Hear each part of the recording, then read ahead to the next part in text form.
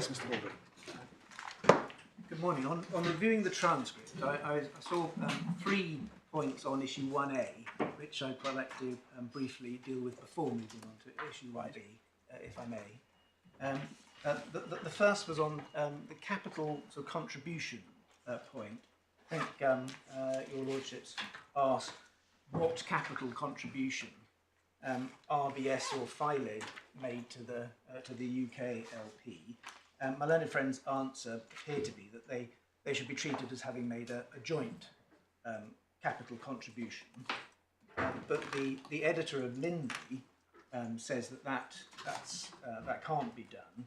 We have the footnote in Lindley in Supplementary Authorities bundle, which is the small final bundle at tab 4 on page 20. Lindley's dealing with the application for registration of the limited partnership act, and he refers up to page 21 to the various things that have to be done, including the amount of each limited partner's capital contribution, Yes. And whether paid in cash or how otherwise. So that's 8.1g, as it was of the Act. And it's footnote 185. Footnote 185. And Yeah. also 184. He's on the side of the debate that says you can't Yes. have a partnership as a limited partner. Yes. And so that we say that Lindley is right, and that each limited partner must make a separate capital contribution. And if one considers the odd results, what would have been put on the statement at the outset, I mean, if in this case the Cayman LP jointly contributed £100 in cash, then what sum should be stated as the contribution of each of the Cayman Limited, Mr. Dodd and the RBS, because it would be misleading to say 100, state 100 on the statement, because that would imply that a creditor of the English Limited Partnership could recover 300 in total from them. But it would also be equally misleading to state 33.33, because if they're jointly liable, the creditor could enforce a judgment for 100 against any of them. So we say that supports our case that the overall rule stated in the 20th edition of Lindley, which makes the general point that if a firm purports to become a partner, then all the partners must become partners, has no application to the exceptional situation as we have here, where a limited partnership, English or Cayman, purports to become a limited partner of a limited partnership. That wasn't the situation contemplated by the editor of Lindley. The more natural way of analysing the situation is that it only makes the general partner of the first firm a limited partner in the second firm. And that avoids all the problems about how to deal with capital contributions and changes in the membership of the limited partnership that we say bedevil the appellant's analysis. So that was the first point. The second point was just coming back on my Lord's question about what legal regime should we be applying to address that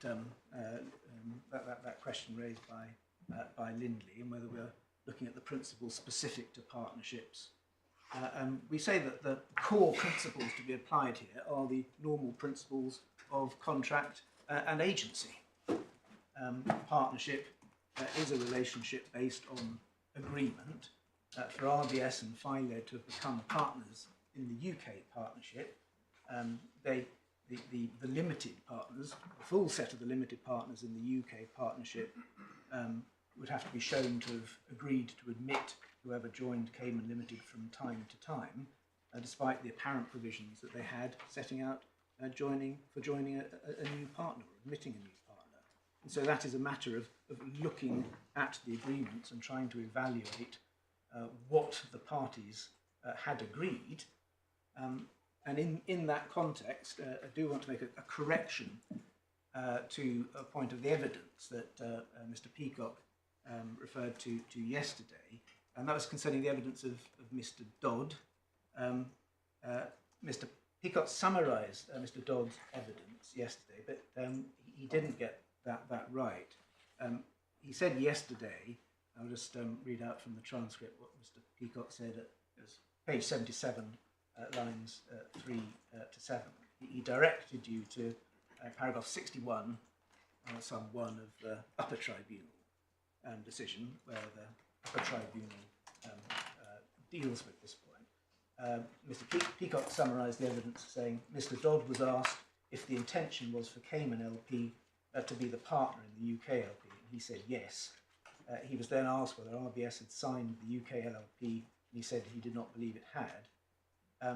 He didn't take it to the transcript, it's not in the bundle, but we have checked it, and what the Upper Tribunal says, Mr. Dodd's evidence, is correct. And you may remember paragraph 61(1) of the Upper Tribunal. Of the Upper Tribunal decision. That's core bundle 7, page 164.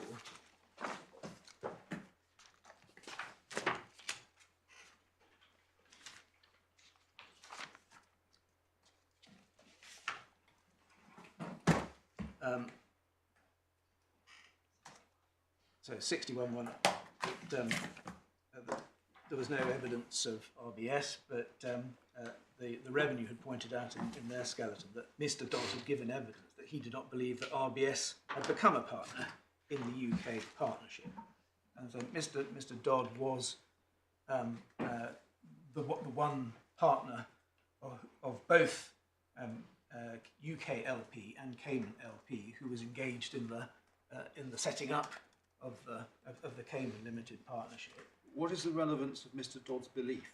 Well, we say that what we're seeking to do here is we're not relying on this for his sort of personal, private views as to the legal effect of the agreement that was entered into, but we're looking at an agreement which, on the face of it, says one thing that couldn't happen, that the partner was Cayman Limited Partnership. So one's got to construe what the parties were intending to achieve and to agree by that.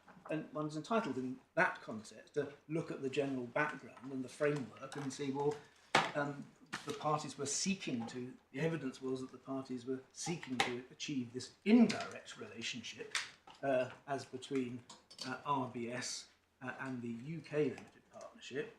And the evidence was that that RBS had not entered the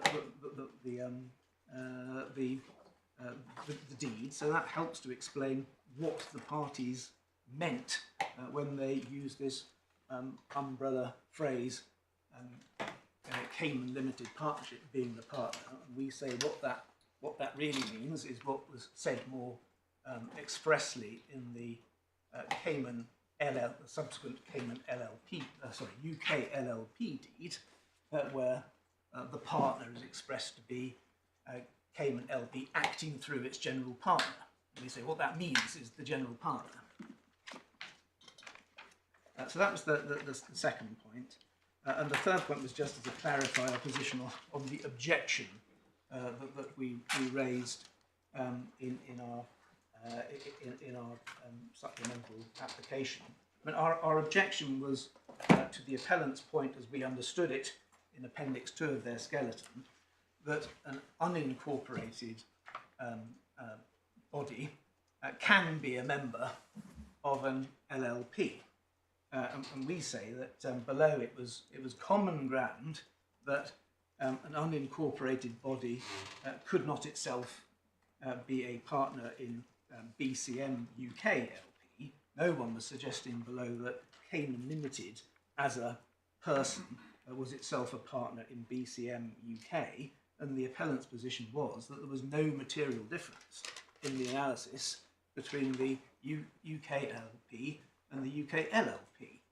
So the appellants were not asserting that Cayman LP could be a member of BCM UK LLP. So insofar as they are now asserting that a partnership can be itself be a member of an LLP. That is a new point on which they don't have permission. We say in any event it's wrong. We accept that the default position is that a person under the Interpretation Act includes an unincorporated body, such as a partnership. So we have to show that a contrary intention appears in the LLPA, but we say that it does appear. We've set out the reasons in our note, and it clearly shows a contrary intention. Both the editor of Lindley and the Registrar of Companies agree with us. That's Lindley 3:14 at footnote 30. My learned friend said that Whittaker and Machel weren't convinced by this, but in fact they only say that the appellant's position is at least arguable. They do not say it's right. But insofar as that, what my learned friends appeared to be saying yesterday is that the effect of the limited partnership purporting to join an LLP is that the limited partners become members of the English LLP. Well, that just leads to the surprising result, because the limited partners, being members of the LLP, the English LLP, combined the LLP as its agents. That's section 6.1 of the LLPA 2000, but they can't bind the limited partnership because they are limited partners. That's LPA 1907, section 6.1. So that seems to be another example of the strange results that one gets if one construes the LLPA in the way that the appellants seek to do. And these points do raise other issues, because Mr. Peacock was asserting that the registrar actually did register Cayman LP, and that's conclusive, but there was no evidence before the FT or the Upper Tribunal as to what the registrar was told, or what the registrar understood, or what was explained, because the registrar may well not have had evidence about Cayman law saying that a Cayman LP was not a person. So it could have just all been done on an error, but none of those matters were explored. So those were the three comments on issue 1A.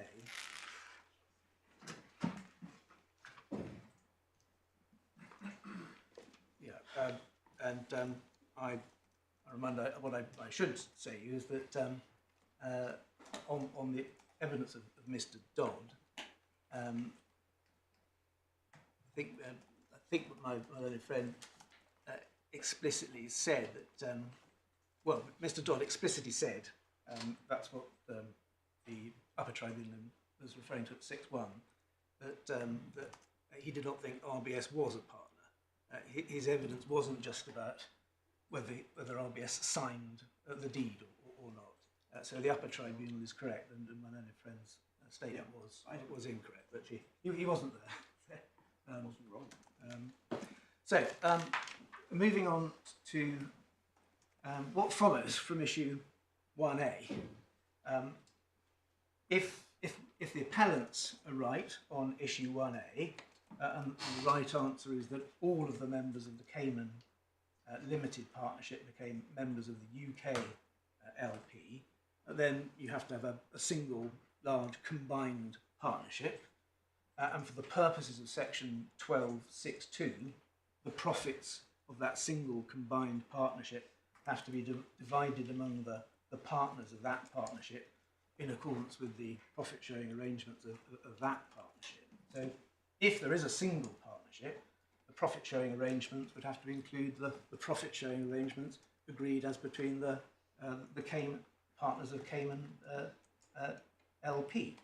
And so they would be divided in that way. So the revenue accepts that as a matter of one starting point for section 12.6.2 that you would have to do that. But then the revenue say, but if you are looking at the profit sharing arrangements entered into as between the Cayman partners, you also have to take into account the TRS. That takes us to the revenue sort of realistic view, which is raised in their respondent's notice. Yeah. But if the FTT and the Upper Tribunal were right, And the right answer is that the Cayman Limited was the only member of the Cayman LP which became a partner in the UK LP. Then the consequence is that there are two partnerships. And one has to apply the partnership rules under section 12.6.2 to both of those partnerships. The profits of the UK LP have got to be allocated to the partners of the UK LP in accordance with section 12.6.2. That section provides that a partner's share of the profits is determined for corporation tax purposes by the profit sharing arrangements of the UK LP. And so the only partner of the Cayman LP who was a partner with the right to share in the profits of the UK LP was Cayman LP. And so we say that's the only profit sharing arrangements that are available for that purpose. But the appellants say on issue 1B is that it doesn't matter that they've lost on issue 1A. They have to accept that Cayman Limited was the only partner to be a partner in the UK LP. And they have to accept that under section 12.6.2, the Cayman Limited's share of the profits of the UK LP are determined for corporation tax purposes by the profit sharing arrangements of Cayman of the UK. Well, Mr. Peacock says that 12.6.2 and what follows are provisions about computation. So they're not the charging section. So which is the charging section that you rely on? Well, they are more than some computation.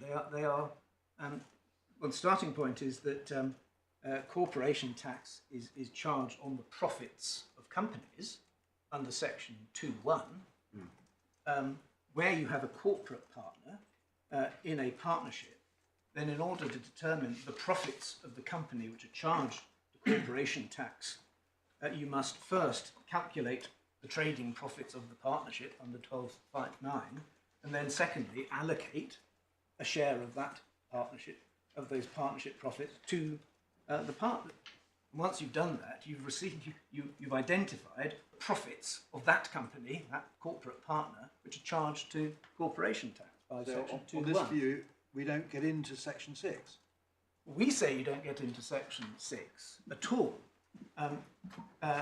We accept that the Upper Tribunal, not tacitly, we openly accept that the Upper Tribunal was not correct to equate corporate trustees and partners.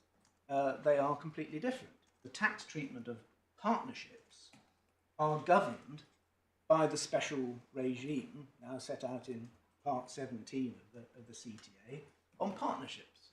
They're not dealt with by the rules on fiduciaries at all. The Corporation Tax Acts recognise that partnerships have their own characteristics and are given their own tax treatment. You can be a corporate trustee who holds a partnership share, can you not? Yes, you can be. And then Section 6 would apply, would it not? Yes, absolutely. A trustee, whether it's trustees for centuries for tax purposes, for income tax purposes, have always been regarded as a separate representative person that is distinct from the person, whether a company or an individual, for tax purposes. That's why trustees pay basic rate tax, because they don't fall within the charging provisions that give you higher rate or lower rates for individuals. So a trustee, a true trustee, is is charged to income tax, not corporation tax. And a true trustee is a person who acts, whatever they do, in a fiduciary capacity. Yes. So, but you can't simply say, because we've allocated profits under 12.6.2 to somebody, a company, therefore that's a partnership regime and we're not, and Section 6.2 has no application, because you still have to ask the question whether the corporate partner is a trustee or not. Yes, And what Mr. Peacock says is, it doesn't say trustee, it says fiduciary or representative capacity. Yes, so we have to. So you still have to ask. We do have to ask that. Yes. Yes. But we say that partners who are not corporate trustees are not. You say the relationship between Cayman Limited as general partner of the Cayman LP and the other partners, the limited partners in Cayman LP, is not such as to be a fiduciary or representative capacity. Yeah, we say, looking so broadly at how the tax treatment and the regimes for partnerships and fiduciaries apply. They are different things. Corporate trustees, the trustee of the vestee trust that goes into partnership is always whether it's a corporate trustee or as an individual, is taxed as a trustee. And a trustee, it's appropriate to say that profits accrue to a trustee in a fiduciary capacity, because everything that a trustee does is for tax purposes is indissociable from the trustee's fiduciary capacity. A partner is a different character. It has different capacities through its status of both being principal and agent. A partner, such as Cayman Limited, has the capacity of being a limited partner in the UK limited partnership. It has a capacity of being the general partner in the Cayman limited partnership, and it has certain fiduciary obligations that arise out of its holding of property under the Cayman limited partnership. But the statutory question we have to ask is,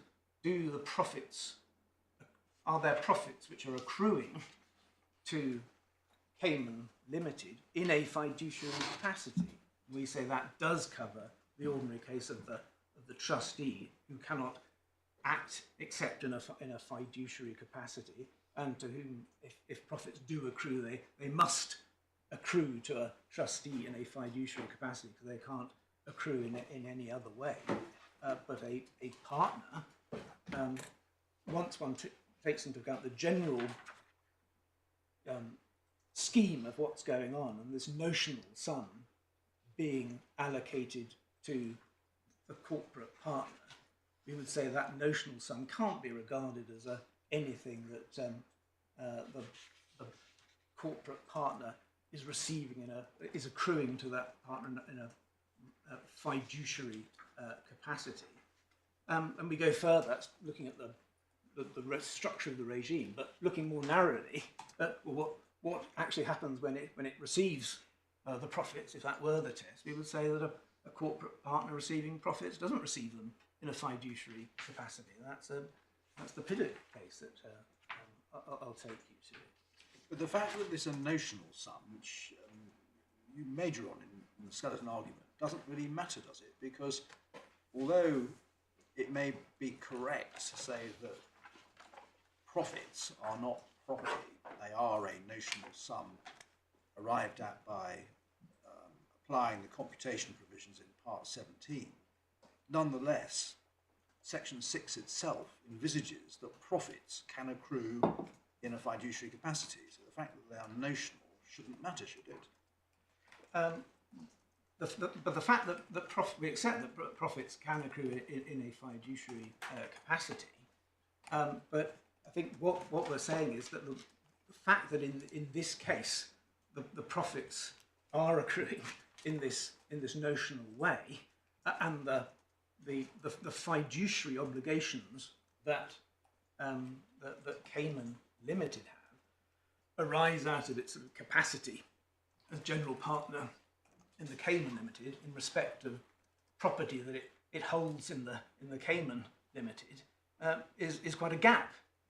Whereas for a corporate trustee, it's much more natural to say that anything that happens in relation to a trustee happens to that trustee in its capacity as fiduciary.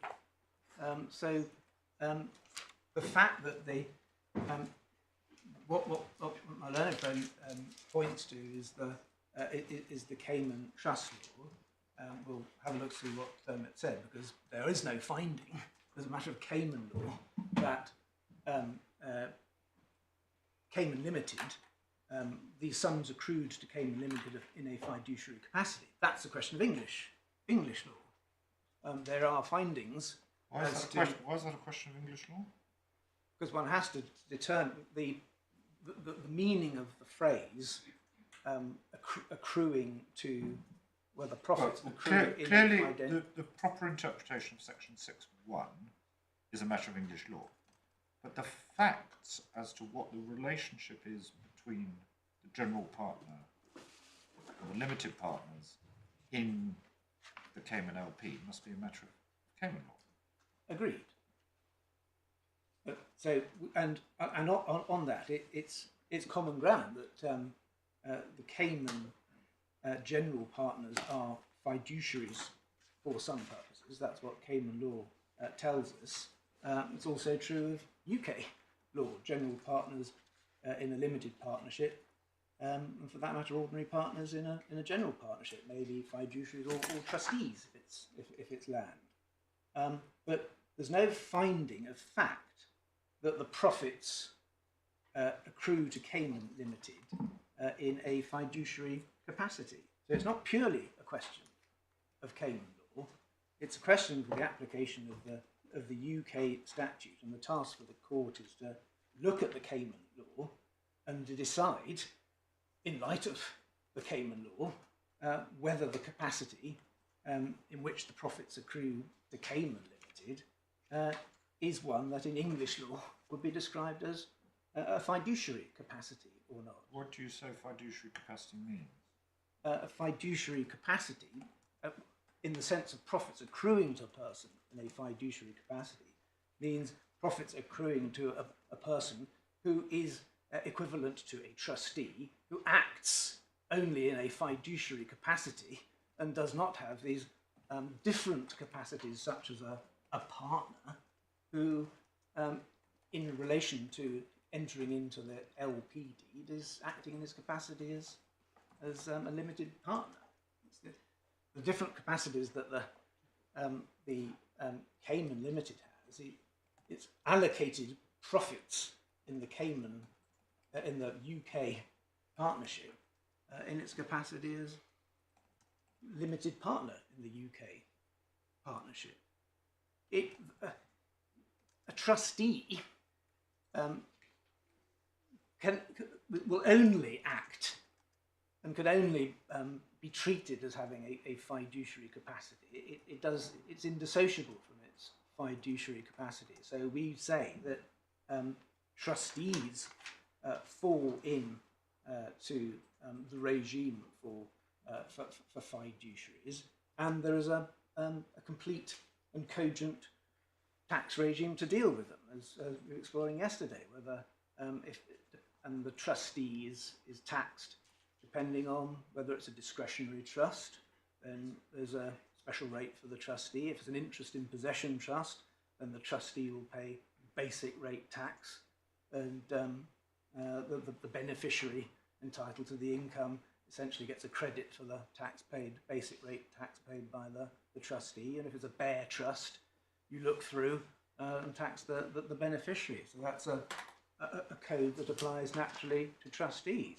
But that illustrates that the capacity, you said a little moment ago, the Cayman Limited received its allocation of profits in its capacity as limited partner of the UK LP.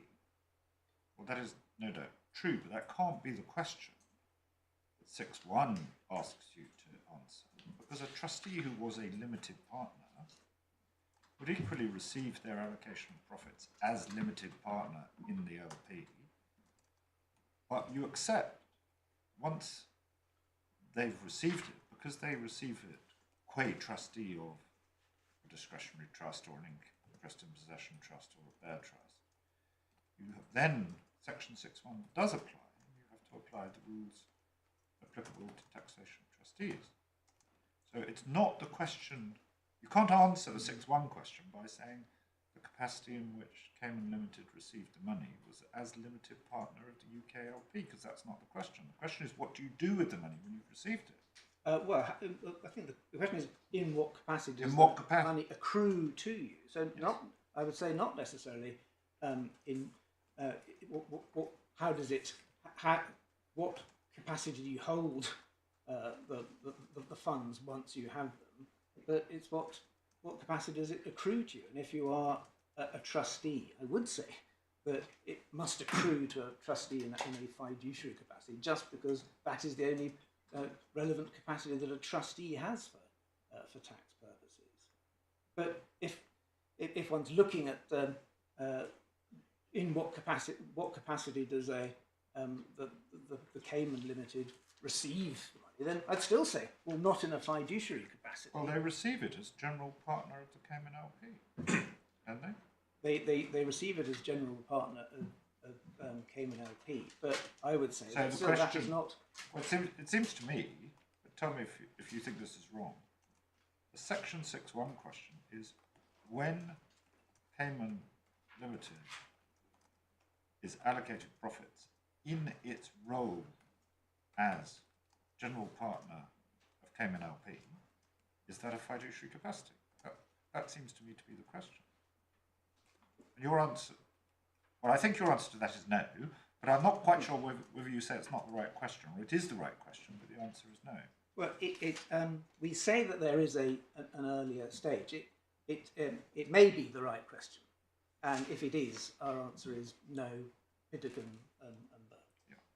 But we do say that if one's looking at which regime partners fall into, when there is a clear regime for partners, then it just becomes strange to view this notional accrual of profits, which is what the charge is on. There's a notional amount of profits which are allocated to the partner. Do those notional profits meaningfully accrue to a partner in a fiduciary capacity? Which I thought you accepted in answer to my law, that if the limited partner were a corporate trustee or perhaps an executor of a deceased person's estate, then profits allocated to such a person who is a limited partner would accrue in a fiduciary capacity. So the mere fact that we're dealing with a partnership doesn't seem to be the answer to the Section 6.1 question, because you accept, as I understood it, that as regards some limited partners who can truly be described as fiduciary, 6.1 would exclude the general charge to corporation tax in Section 2. I do accept that, yes. So the earlier stage that you're referring to doesn't help very much, does it? It tells you how to compute the profits, but you've still got to look at the interaction between Section 2 and Section 6.1. I would still say that if you are looking at the question of, is this notional amount which is accruing someone in a fiduciary capacity,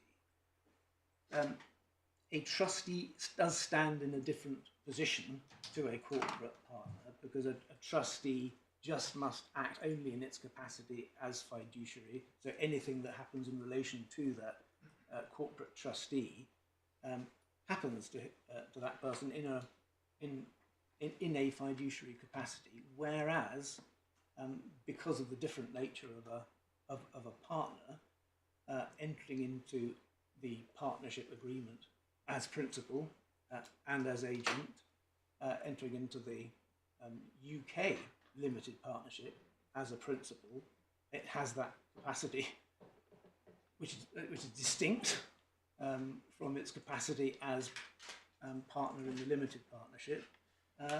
There is a difference between a corporate trustee and a partner, but perhaps the stronger point may well be, well, profits which accrue to a partner, corporate partner, are not regarded as accruing to or received by a partner in a fiduciary capacity. It's just the wrong concept.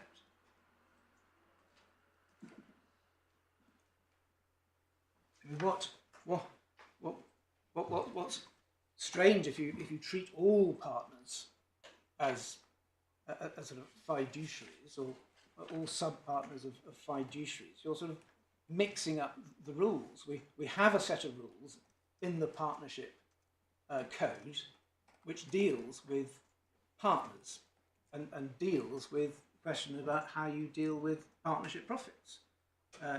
You have to apply section 1259 and 1262 to the profits of that partnership. So you have to do that. 12, that's how 1252 and 1262 work. They say if you've got a partnership carrying on business, you must compute the profits of that partnership, and you must allocate the profits of that partnership to the partners in accordance with the profit sharing ratios. And that works in an ordinary partnership, it works in a sub-partnership, and it works when you have limited partnerships. So the system all works. But what the appellants are doing is saying, well, you actually use the profit sharing ratios of the Cayman Limited Partnership to determine, in effect, the profit shares of on which the partners of the UK Limited Partnership are being taxed. Because they say you've got to look at the Cayman limit, will treat the sub-partner as a fiduciary, and therefore will bring in the profit sharing ratios which are there to determine the tax consequences of the upper Well, I think they put it in two different ways. One is the way you just outlined.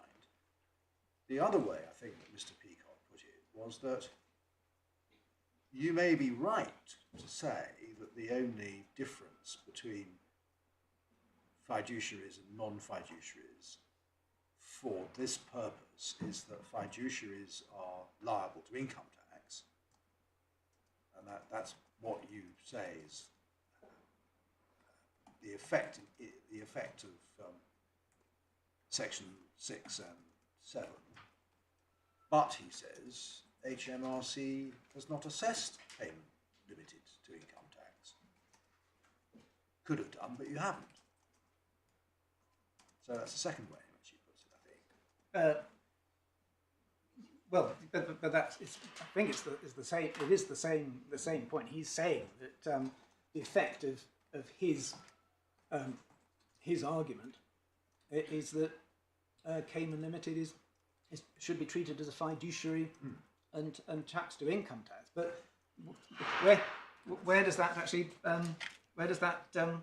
What sort of system does that actually produce? Because I think learned friend put it that his construction doesn't sort of subvert the divide between income tax and corporation tax. We've just got it wrong. But so he said that the only question for you to decide whether the profits accrued to Cayman Limited as a fiduciary, you didn't need to worry about how the other partners were taxed.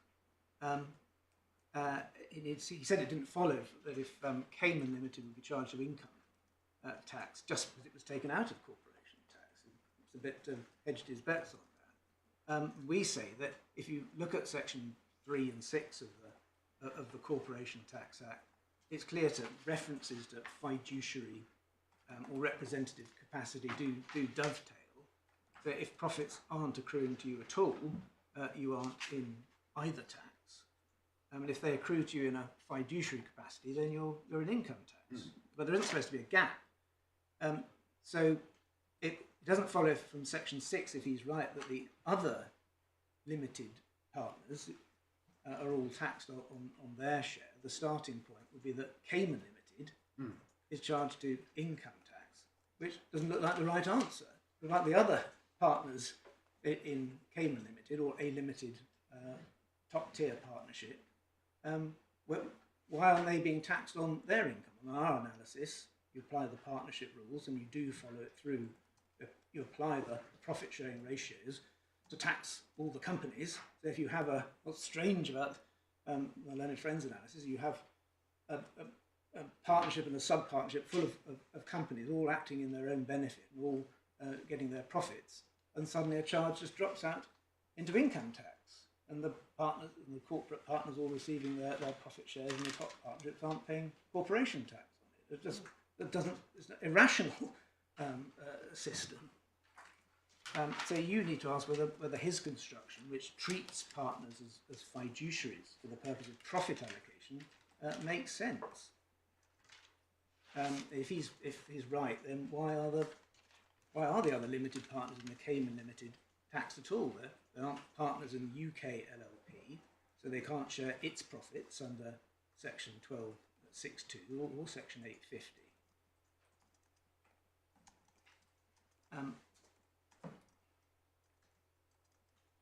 You accept that if he's right and corporation tax doesn't apply because of Section 6.1, but it follows, as you say it does, under Section 3, that the Cayman Limited share of allocated profits, UK LP, should have been charged income tax. But nevertheless, this appeal has to be allowed because this is a corporation tax assessment, and you may or may not be too late to start an income tax assessment, but that's nothing to do with us. Yes, I think your Lordship puts it fairly, may or may not be. But, I mean, I think... You say that leads to a nonsensical, irrational regime, but that...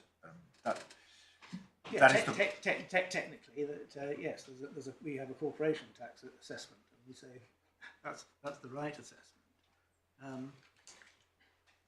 I mean, there isn't a mechanism whereby you can say, well, it may have been called corporation tax. If it turns out it's really income tax, it's the same amount. It doesn't matter. Yeah. No. Don't think so. I think, but when considering the can just go back to the fiduciary capacities, and what the point is not that here that they are Cayman Limited is a limited partnership in the UK partnership. It's that the only potential fiduciary capacity being identified is really the ordinary position of a partner vis-à-vis his co-partners holding property on a statutory trust or under the relationships created by English partnership law. It's the relationship between the Cayman partners that is being looked at here, not really the UK limited partnership, which is the source of the income. Well, it's my Lord's question from yesterday. Is it the case that every time a partner in a firm of solicitors receives a fee, that he's a fiduciary of that fee? And I think your answer is, well, he is in one sense, but not in the Section 6.1 sense. Yes, that is a fair way of putting it. You say that the fiduciary, one looks at one's got to construe fiduciary or representative capacity in light of the whole code and the whole regime, and to make sense of it. And there is long-standing authority that when a partner receives profits, he's not receiving it in a fiduciary capacity. In terms of earning profits, we would say a general partner is not acting as a fiduciary, but as a principal, an agent. But he does have duties owed to his co-partners, which can be described as fiduciary. I mean, he can't put that money into his own pocket and not bring it into account. It belongs to the firm. It doesn't belong to him alone. That is true. That the fact that, as Piddekin makes clear, that the fact that there are certain fiduciaries owed by partners does not mean that a partner receives profits on behalf of the partnership in a fiduciary capacity, and Parliament can be presumed to have known the common law when enacting the Finance Act 1965. So it's worth just having a look at the decision, a short decision in Piddington Borough.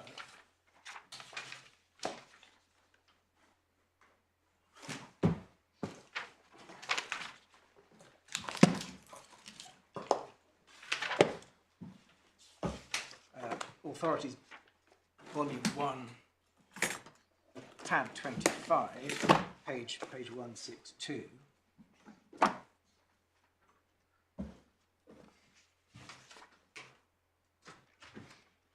And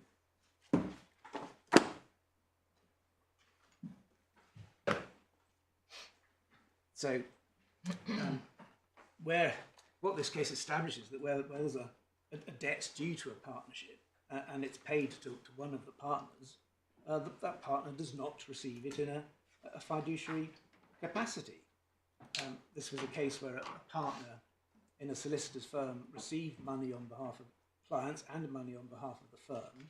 It was common ground that the money received on behalf of the clients was received in a fiduciary capacity, but Mr. Justice Chitty held that the money received on behalf of the firm was not, and the reasoning that's because the partner is both principal and agent, so receipt by a partner is receipt by the principal. It's not apt to describe it as a receipt in a fiduciary capacity.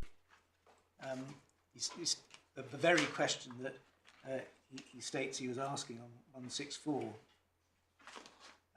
on the second paragraph is that I have to decide whether one partner who receives money belonging to the partnership on account of himself and his co-partner, I'm stating the case strictly, receives in a fiduciary capacity. He considers cases such as auctioneers where a fiduciary capacity does arise, and he states on 135 that the case of a partner, 165, penultimate paragraph, the case of a partner is quite different from these cases because he receives money belonging to the firm on behalf of himself and his co-partners, and it appears to me that I should be straining the law if I were to hold that a partner receiving money on account of the partnership, that is on behalf of himself and his co-partners, received it in a fiduciary capacity towards the other partners. The law allows one partner, one of several joint creditors, to receive the whole debt on account of the firm to whom it's due.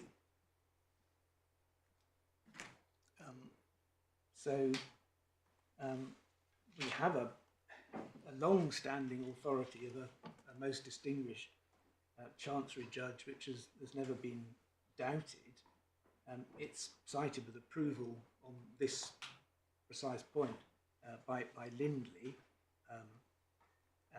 in the authorities bundle, tab 73, page 1035. I think my learned friend cites one other case called Gordon and Holland, where Piddock was distinguished but not disproved or disapproved or doubted.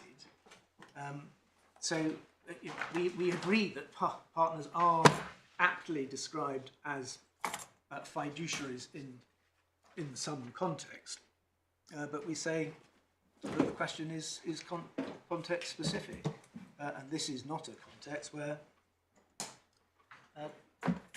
partners, a general partner who enters into a partnership is properly described as acting in a fiduciary capacity.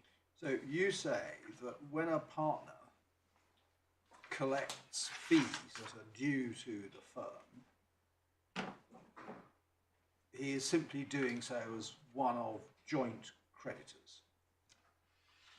And although he must account to the firm, the capacity in which he seeks or recovers the fee is simply that of joint creditor. Yes.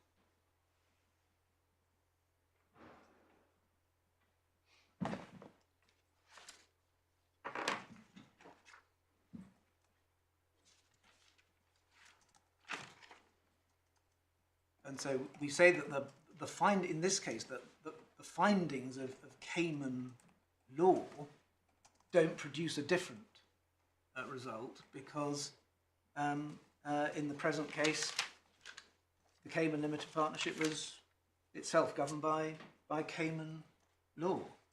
There's 135 and 136. Yeah. Should we have a look at those? Yes. Because Mr. Peacock's submission, as I understood it yesterday, was these are factual findings of Cayman law. We can't go behind those, and they establish that the monies were allocated did accrue in a fiduciary capacity. Well, yes. Well, let's have a look at what it says.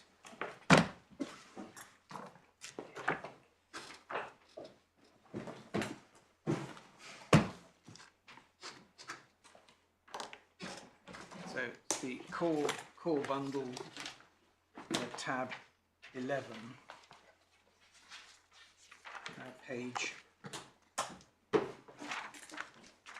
308.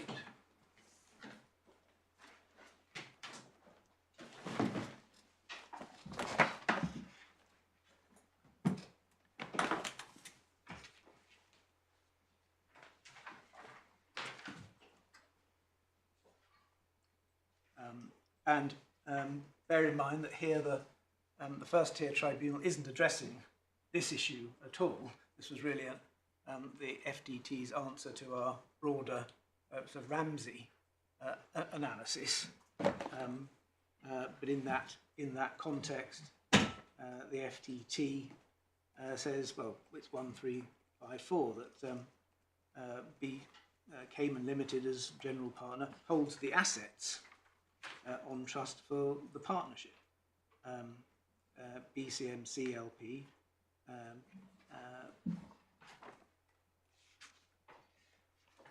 that in accordance with the terms of the partnership agreement and the law. So this does not say anything about sort of fiduciaries or seeking to characterise how income accrues to Cayman Limited. It's saying that it's found as a fact, and we do not challenge, that the general partner holds the assets on trust for the partnership in accordance with the agreement. But we say that is just analogous with the position in English law, where the partner will have fiduciary obligations towards the other partners and/or trust law obligations towards the other partners, but that says nothing about whether the profits accrue to the partner in a fiduciary capacity.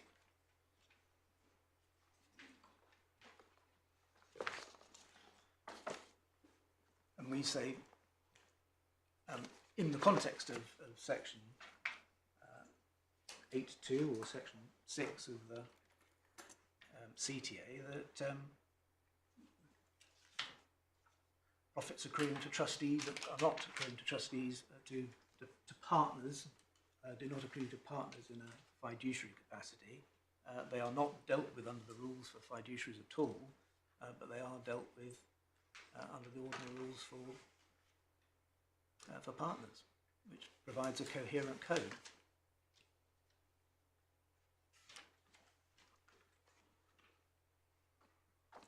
I think my learned friend also relied on paragraph 136.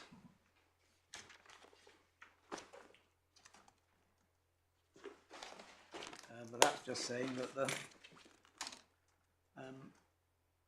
looking at what the profit sharing agreements were confined to. But again, that was the FTT's reason for relying on Cayman law to say that the revenue couldn't look beyond the partnership deed to establish what the profit sharing arrangements were. But I'll come back to that when we're looking at the wider Ramsey argument. That's why we lost before the FTT on Ramsey. He said, well, it's determined by Cayman law. Again, for that purpose, we say, no, it's not.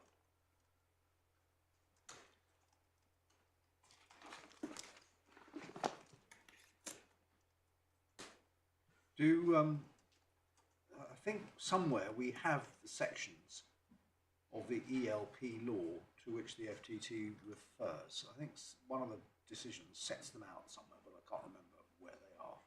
Perhaps you could just remind us. Supplemental bundle B, tab 39. 31.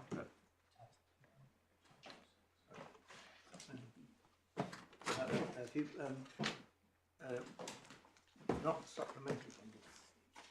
I thought they were in one of the So decisions. B3, supplementary bundle B, volume 3.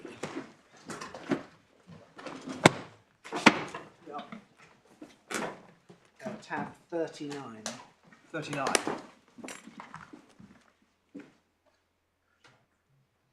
So the extracts from the appellant's witness, which set out the sections of the ELP law. Right, so section 7.8 is on page 947, Yes. and that's to do with property.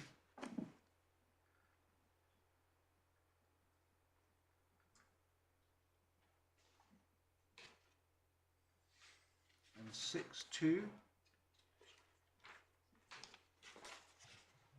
That's on 949. Tab 40. All right, that's on page 949. It's the same thing. Yes, it's that appears in the respondents. It's a predecessor section of 7.8. But it seems to be to do with an exempted limited partnership rather than a limited partnership generally. These are exempted limited partnerships, aren't they? Yes, yes, it is.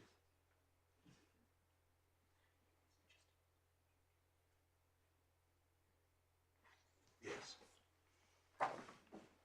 So we say there isn't really any material difference between the underlying Cayman law is similar in very many respects to English law. There isn't any material difference to affect the answer to the question: does Cayman Limited do these profits accrue to Cayman Limited in a fiduciary capacity? Yes.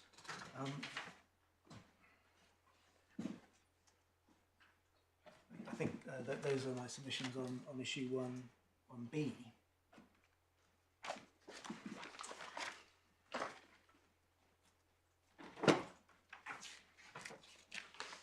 Perhaps fine. Just I haven't been into the to the Upper Tribunal statutory construction and the semicolon and the effect of that. I mean, as I read no one's saying that there's any difference between the provisions of the CTA 2009, which is very clear, and partnerships aren't mentioned in the sections 6 and 7. That's because partnerships are dealt with elsewhere.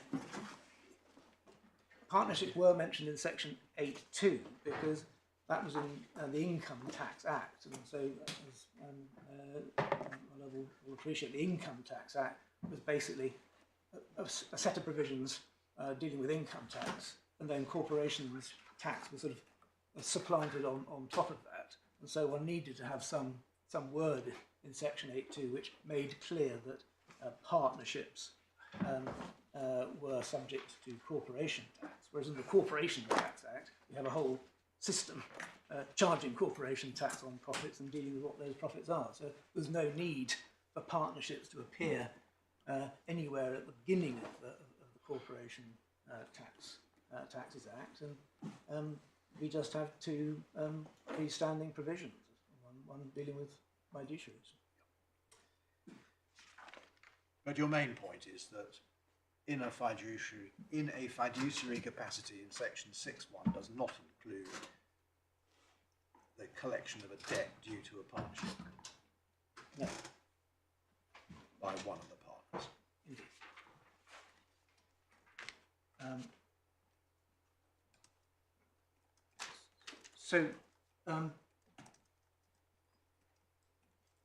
can I then move on? I think in the timetable it strictly said respondent's notice was to come last, but actually this is the natural place for me to deal with the point in the... Right, so this is issue 2. This is the Ramsey point. Yes, yes, issue 2. We know that Ramsey is a principle of statutory construction. Absolutely, yes. So we are we construing the phrase in a fiduciary capacity? Well, first of all, we are both. We're construing what the profit sharing arrangements are. Right. I'll start with 1A. We have to consider what the profit sharing arrangements were. If, contrary to the revenues placed on section 1A, Cayman Limited's taxable profits are not determined by the profit sharing arrangements of the UK LP, but are determined by the profit sharing arrangements of the Cayman LP. Well, essentially, you say that either transparency stops at the level of the UK LP, but if it doesn't, then you follow the money right round the circle till it comes back to Cayman Limited paying off RBS. Yes. Now, I find this documentation like Hampton Court maze, and I couldn't trace it all the way through, so I think you're going to have to show us how this all fits together. Yes, I will do that. So just what our case for the FT, just to explain how we've got here. Before the FTT and the Upper Tribunal, our case was that the arrangements which were entered into with respect to the super profits did answer to the description of the profit sharing arrangement, a matter of statutory construction. The Upper Tribunal didn't deal with the argument because they decided to dismiss the appeal on other grounds. They said, well, the scheme wasn't implemented properly, so we don't get to looking at the overall effect of the agreement. But the FTT rejected the argument, as we've just seen, rejected it on the basis that the profit sharing arrangements were determined by Cayman law, and as a matter of Cayman law, the allocation of profits of the Cayman LP was determined by the Cayman Limited Partnership Agreement. That's what the Cayman lawyers say. And as that provided for allocations to FILED, if you looked just at the Cayman LP deed, that's step one, and that's where you stopped. So we say that the FTT was wrong to look at that. So perhaps to get an introduction into how the arrangements were envisaged before going into the detail, we can look at the summary in the DOTAS plan, because that basically sets out the strategy. So that's supplemental bundle A. Mr. Baldry, can I anchor these submissions? Because we're about to get into the detail. Yes. Can you just help my Lord's question? Which bit of statute should we have in mind as the one we're interpreting by reference to these arrangements? Yes. That's section 12.6.2.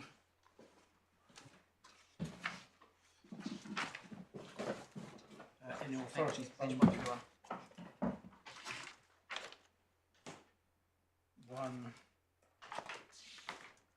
131, page 131. 131.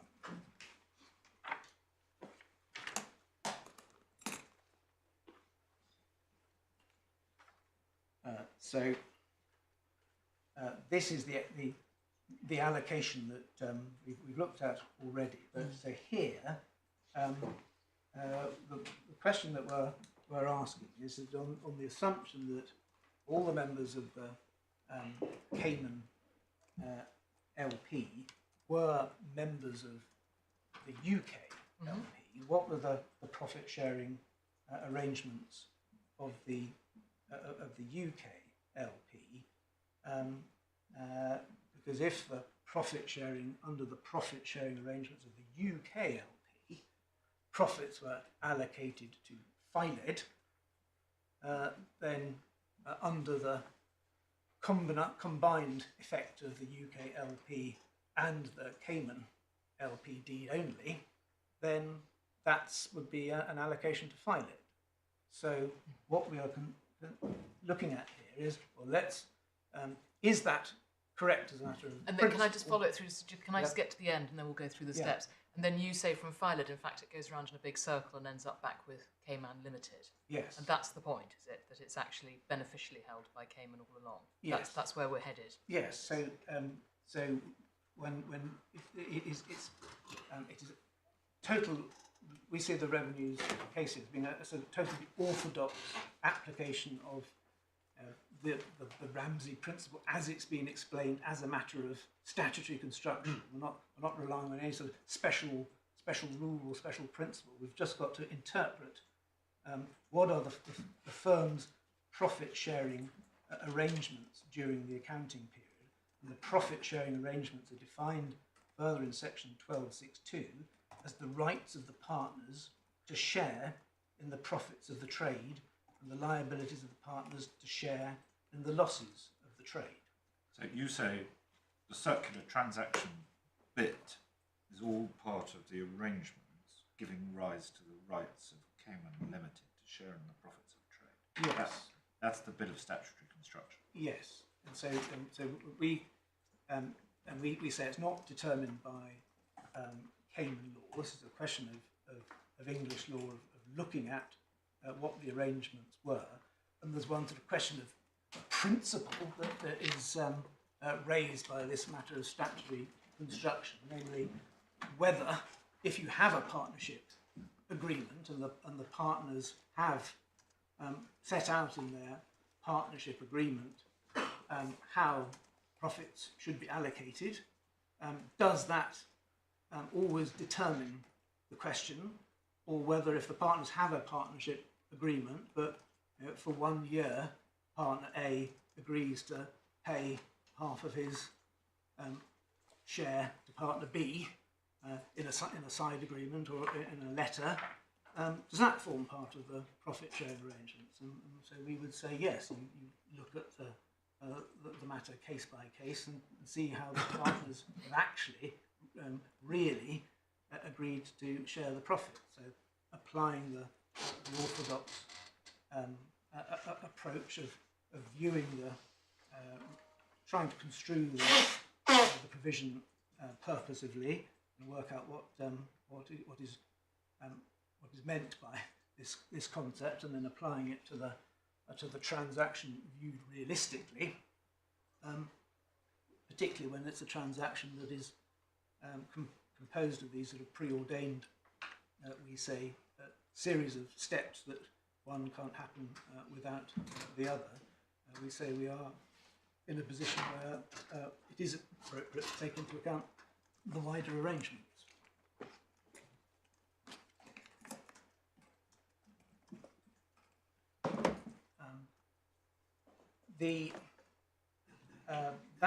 That was I think for one period of the TRS before the CTA came into force. So we're looking at the older rules under section 114 of the Income and Corporation Taxes Act 1988. No one suggests there's any difference, but the wording there doesn't talk about profit sharing arrangements. It talks about tab 7 of Authorities Bundle Volume 1, page 68.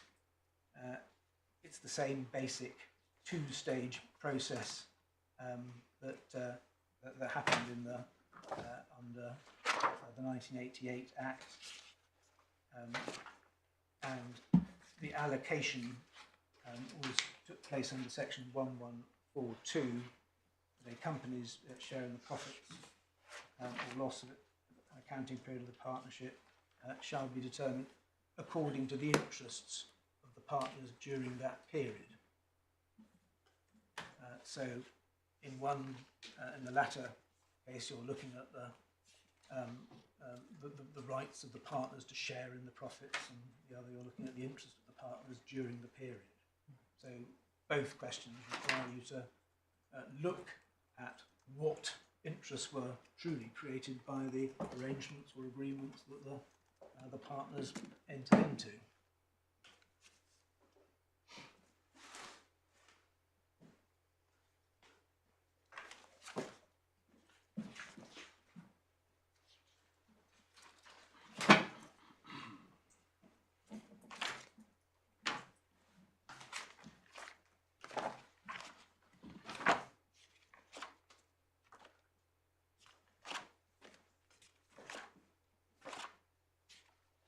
So I was going to take you to the DOTAS form just for an introduction of how the arrangements were intended to operate, and what the effect, what the effect was intended to be. That's supplemental bundle A at tab 10 on page 149.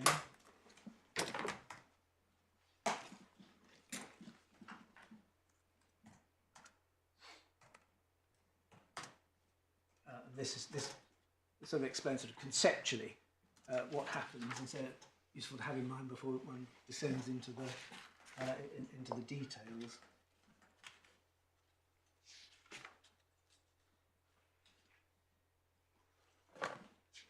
So,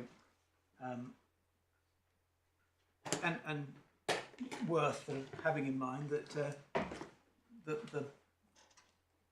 the arrangements, although we're going to be concentrating on the flow of money through the contractual agreements, but actually the whole setup of holding company being established and owning Cayman Limited, and Cayman Limited going into partnership with the Royal Bank of Scotland was all the basic structure in which the arrangements operated were set up all at the same time to implement this. Well, as it says at page 149 as the summary of the proposals, what described below is a bespoke tax planning arrangement. So the transaction, the outline proposed transaction helps to explain the structure, as we've seen. General partner, that Cayman Limited, requires debt funding. Cayman Limited will be the general partner of a non-UK LP. Under the terms of the loan agreement with the bank, under which the debt funding is provided, there are trigger events which will result in part of the principal debt being repayable in instalments earlier than would otherwise be the case. The structure described effectively enables pre-tax income to be applied to fund repayment of the debt should a trigger event occur. So, and the pre-tax reference to effectively pre-tax income is a reference to the fact that although the profits are allocated to the Royal Bank of Scotland, so 100 is allocated to the Royal Bank of Scotland, the Royal Bank of Scotland, it is taxable in the hands of the Royal Bank of Scotland, but the Royal Bank of Scotland is intended, as we'll see, to get the deduction for tax purposes. So the 100 or 98 of it can be passed on to holdings, the holding company of Cayman Limited, under the total return swap, and then what the holdings does, and is committed to do, they will have to do this under the contract, as we'll see. Holdings is committed to contributing that money as capital into Cayman Limited, and Cayman Limited must use that to repay off the debt to RBS. So effectively, Cayman Limited is receiving in capital, non-taxable form, an amount equivalent to the profits that it would have paid tax on had it received the allocation. Is all this set out in the agreed statement of facts? It's pretty well set up in the agreed statement of facts. It is quite a dry document, of course. So Yeah. may Could you just or refer us to the paragraphs of the agreed statement where we find all this, yeah. without having to plough through this Byzantine documentation? Yeah. I mean, it's the statement of facts is recorded in the. We have a 5. I think we've got it in the document. We've got Yeah, it at it's tab in- 5 it's in the core bundle. Callbug 5. I think both the FTP and the Upper Tribunal recite these, but core bundle 5. It certainly is complete. It's you go from one extreme to the other, from the DOE test to the statement of fact. The statement of fact is a very full statement of it. Well, it may be in the FTT's summary of facts, I don't know. Yeah, but what I can do is sort of take you through this doesn't refer you to the documents. So Right. What I can do is take you through or provide you with a short note cross-referring to the main documents of the. Well, I think that would be helpful, just so we can follow this path. Yes. So, well, if I can come back to the detail in a while, but just staying with the overall conceptual idea in the DOTAS.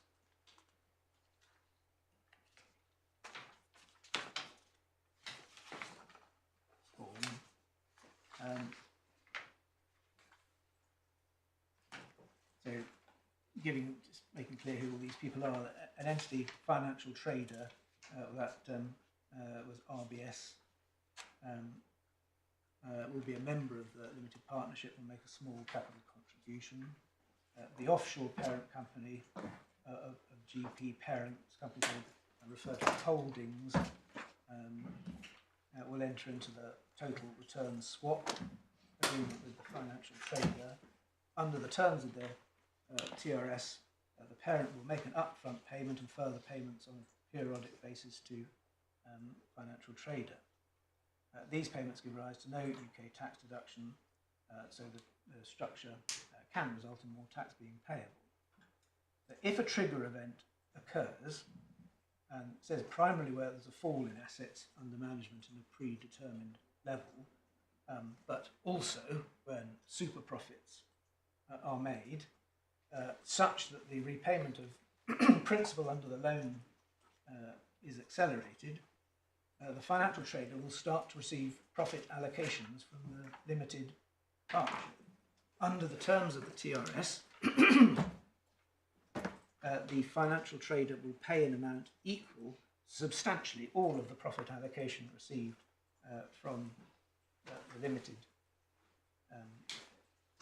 the Cayman LP to the parent, pay it on to the parent, i.e. holdings. The parent will then pay down the income received from the financial trader to the general partner, Cayman Limited, as an additional capital subscription. The general partner will make repayments in respect of its debt. Once the debt has been repaid or a trigger event is no longer met, such the loan stops amortising, the income rights of the FTT in the limited partnership will reduce to zero.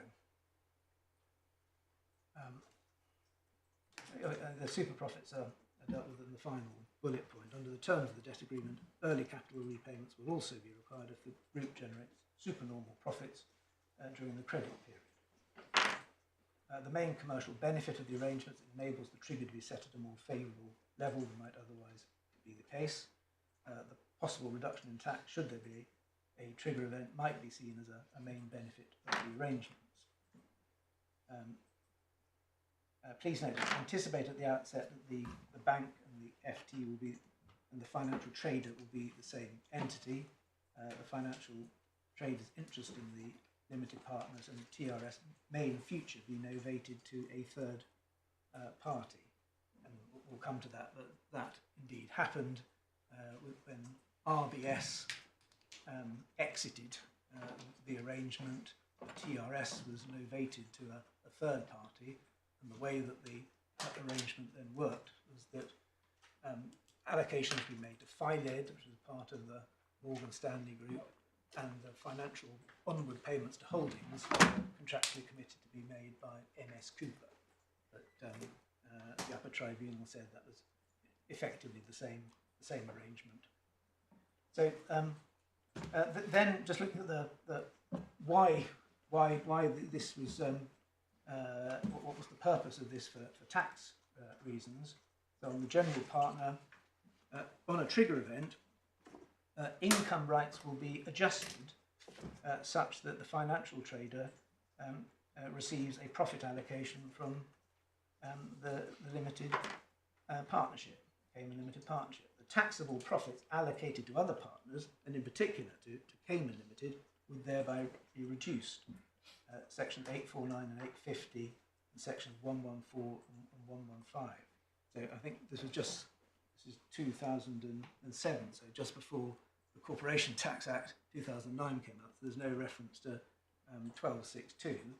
Reference to section 114 and section 849 and 850 are in fact the corresponding provisions in which apply to individuals. So they have been mentioned there. But as far as companies were concerned, it was section 114. So the idea was that taxable profits allocated to Cayman would go down, and the financial trader would receive the profit allocation. That's step one. But then step two involved the onward payment of the amounts to Cayman Limited's holding company, and that didn't have a UK tax effect because parent company will not be resident in the UK, holdings was resident in the Cayman Islands, either by virtue of incorporation or central management and control.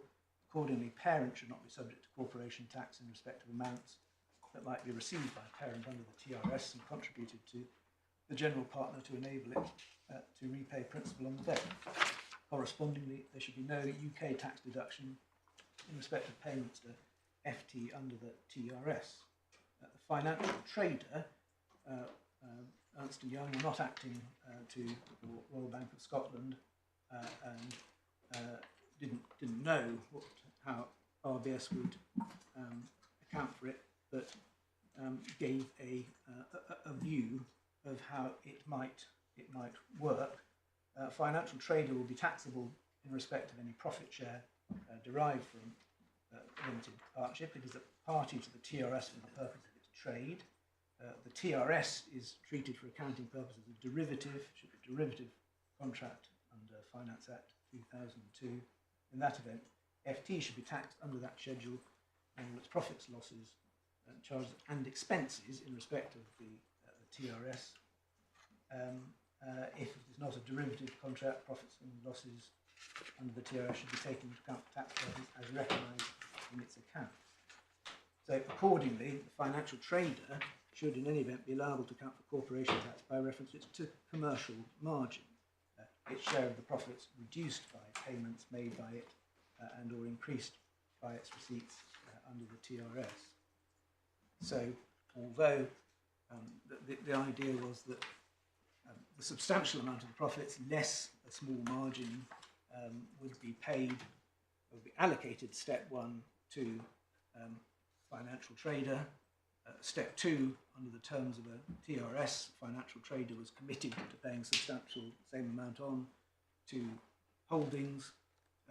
Holdings under a subscription deed was committed to paying the same amount down to Cayman Limited, and Cayman Limited would use the money to for its own benefit to repay off its debt, and therefore we say that amounted to an allocation to holdings, and bearing in mind the discussions that we've had as to holdings, Cayman Limited, that was an allocation to Cayman Limited, and bearing in mind the discussion we've had this morning about fiduciary capacity and representative capacity, we say the person that's got the beneficial entitlement to this. Yeah, so there are two different ways you put it. One is it's part of the profit sharing arrangements, and the other is that that the money or the allocation of profits to Cayman was not received by it in a fiduciary capacity, because ultimately it ended up with the benefit of those profits by reducing its debt. Yeah.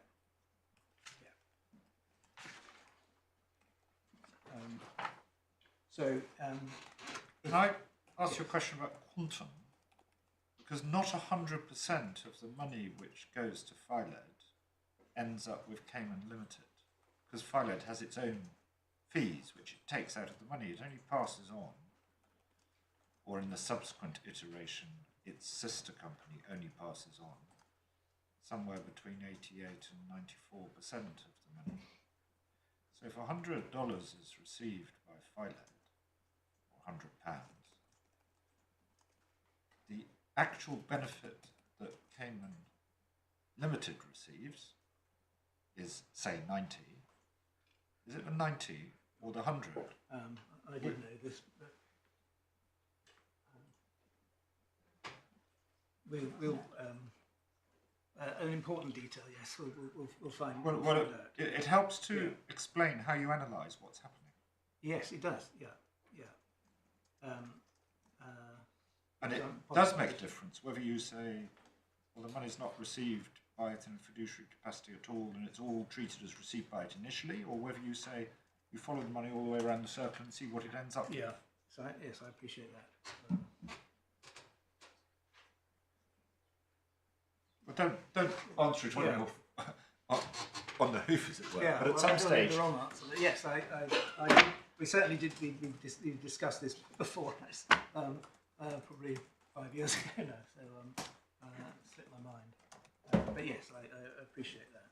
So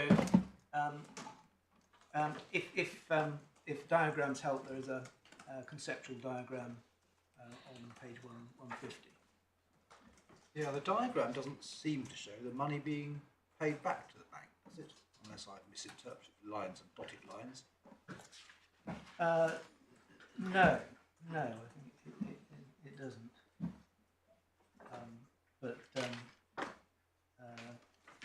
That's what happened. Yeah. Well, the text explains that, but I just don't see the right line in the diagram. Yeah.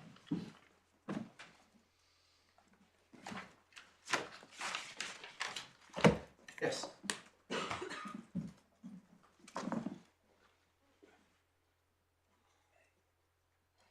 Well, you explained to us how you say the Ramsey point works.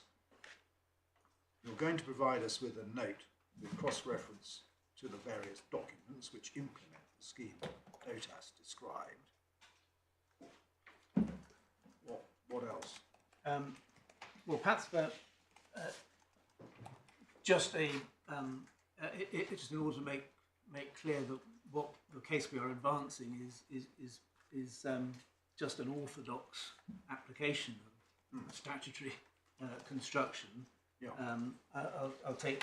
We have got a few cases in this line, but as the court will have probably seen that the effect of the development of the case law in this area has just been to bring tax law into the mainstream, and so one doesn't have to apply the particular techniques of identifying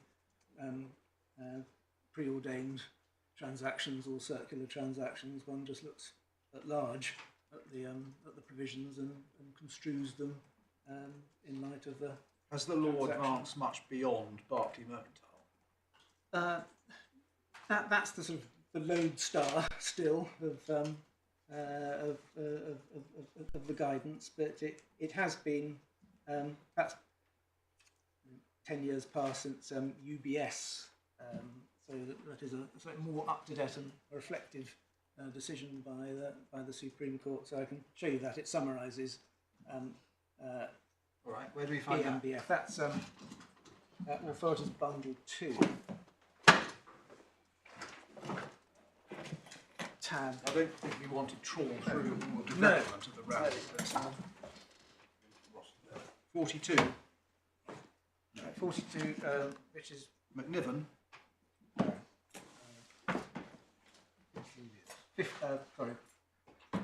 Authorities Bundle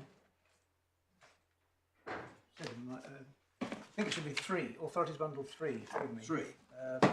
Tab 53.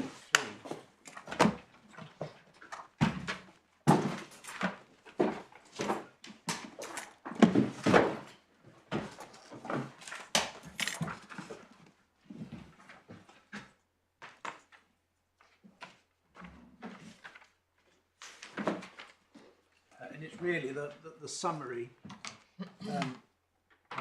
This was a case dealing with one of a number of arrangements that employers put in place to deliver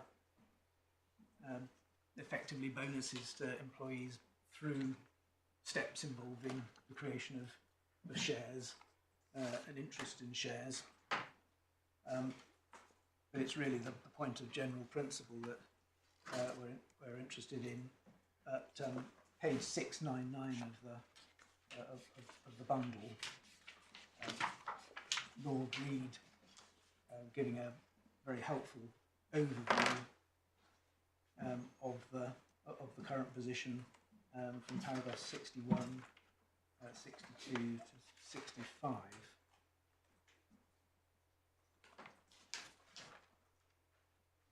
So if your lordship's familiar with BMBF, you'll see that essentially this case provides a helpful summary of the essential points in BMBF,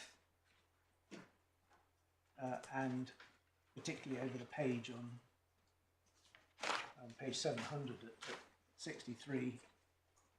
Yeah. The summary of the position was that the essence of the new approach was to give statutory provision a purpose of construction in order to determine the nature of the transaction to which it was intended to apply, and then to decide whether the actual transaction, which might involve considering the overall effect of a number of elements intended to operate together, answer to the statutory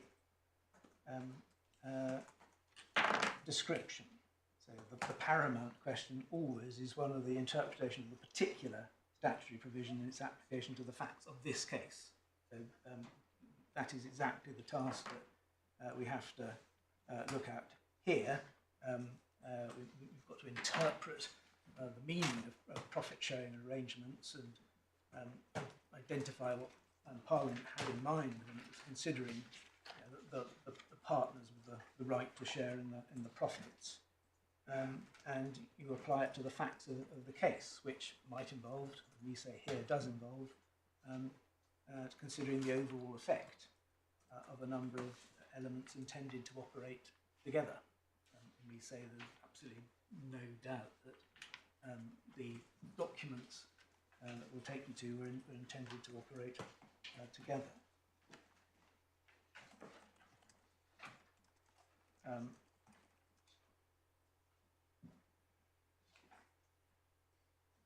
And at 65, Yeah, at the bottom of the page, the court considered the overall effect of the composite transaction and concluded that on the true construction of the relevant statutes, elements which had been inserted without any purpose other than tax avoidance were of no significance, but that's not always the case. And then at 68, he says, if, as in Ramsey, the relevant fact is the overall economic outcome of a series of commercially linked transactions, that's the fact on which it's necessary to focus.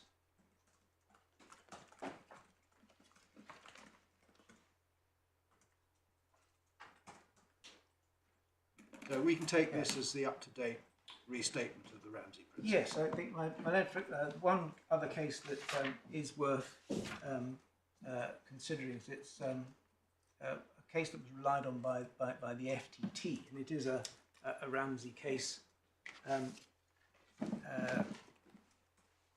which was after I think probably the most recent case, and that's the decision in Rossendale.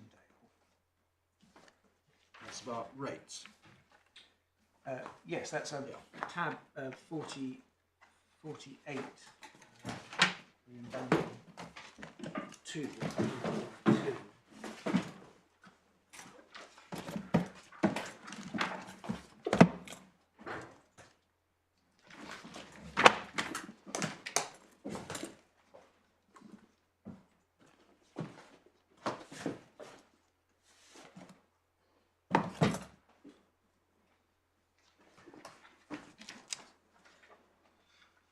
Yes, it's, as your lordship said, so this was a case dealing with an arrangement whereby a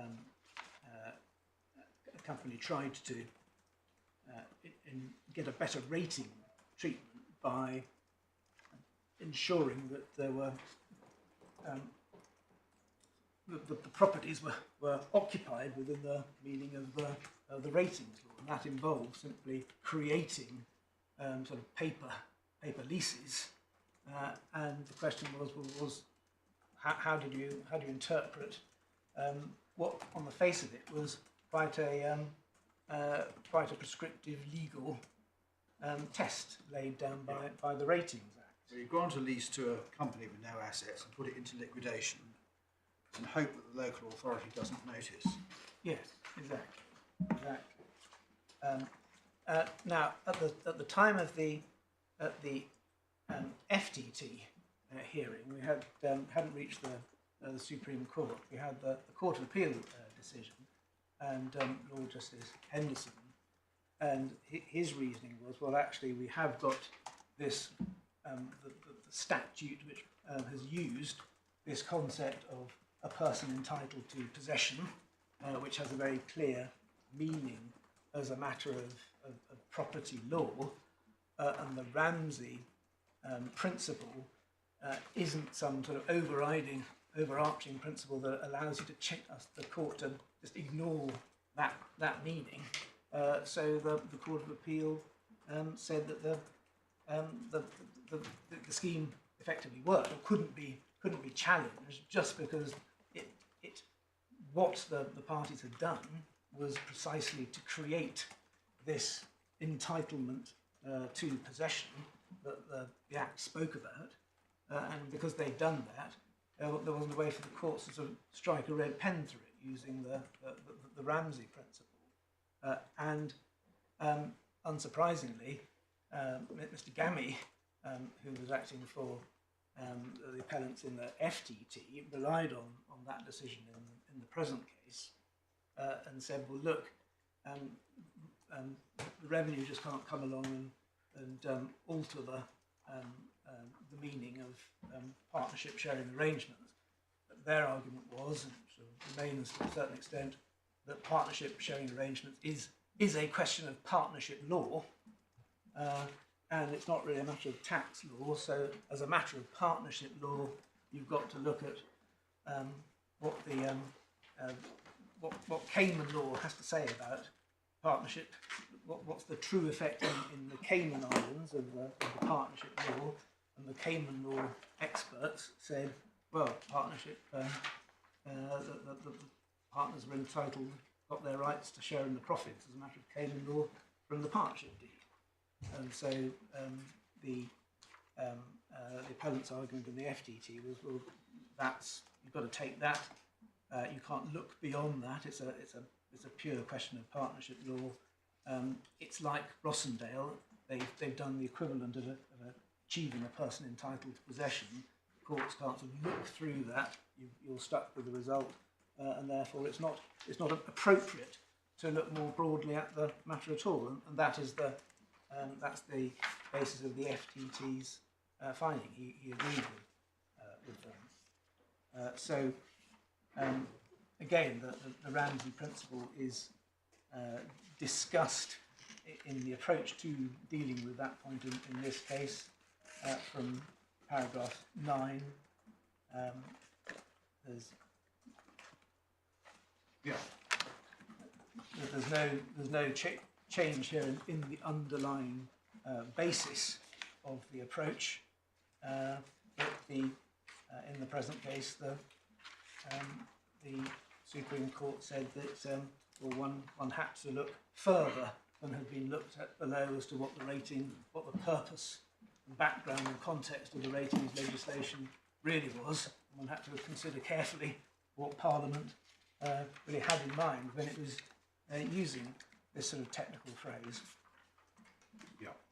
And the result- Paragraph 12, they say you look at the scheme as a whole. Yes, and they said that they make the point that even quite well established legal concepts can have a different flavour or concept in depending on the circumstances. So they said, well, in the normal case, the person entitled to possession in section 61 of the ratings legislation was to be interpreted as the person who, as a matter of law of real property, had the immediate legal right to actual possession of the property. Parliament couldn't have intended that those words should encompass a company which had no real or practical ability to exercise its legal right to possession.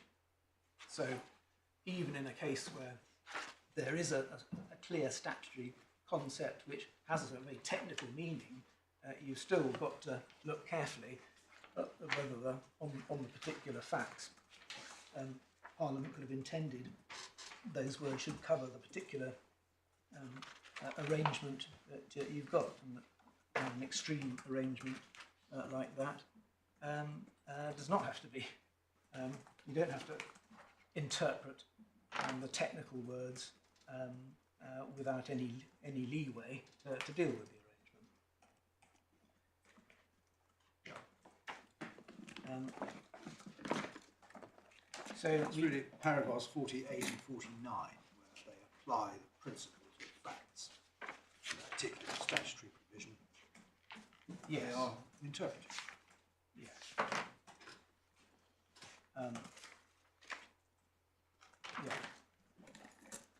So yeah, we have included in our skeleton a couple of further cases because we do say this is a fairly orthodox type of case where this approach of looking at the transactions together and taking them, not respecting them sort of step by step, but looking at the overall effect can be taken.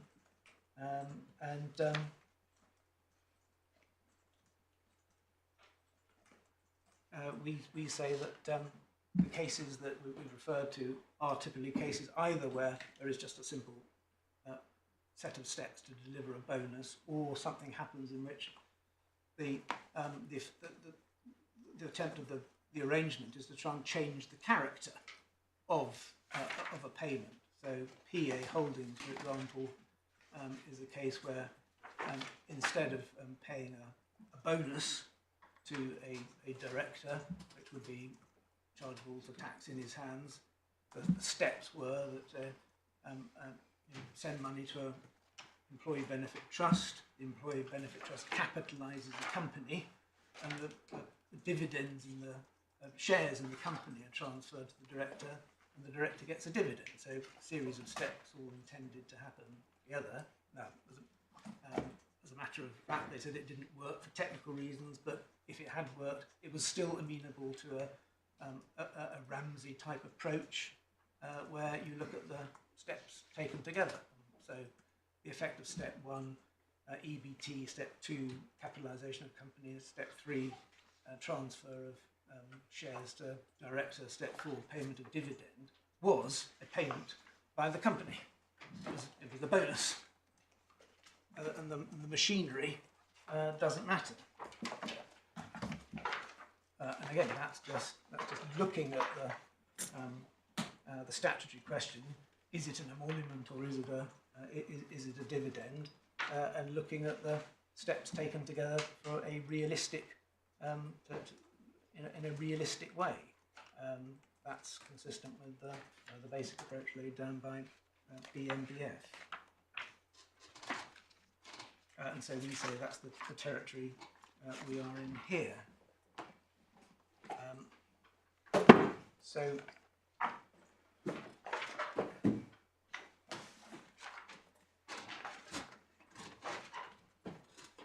really the question is the extent to which I should take you through the details of these contracts now, or just provide you with a note. I can take you to I'll provide you with a fuller note, but maybe I should show you the documents where we say. Well, I think we probably ought to see them. Yeah. So if we start off with... You don't need to show us the LP deeds again, we've seen those.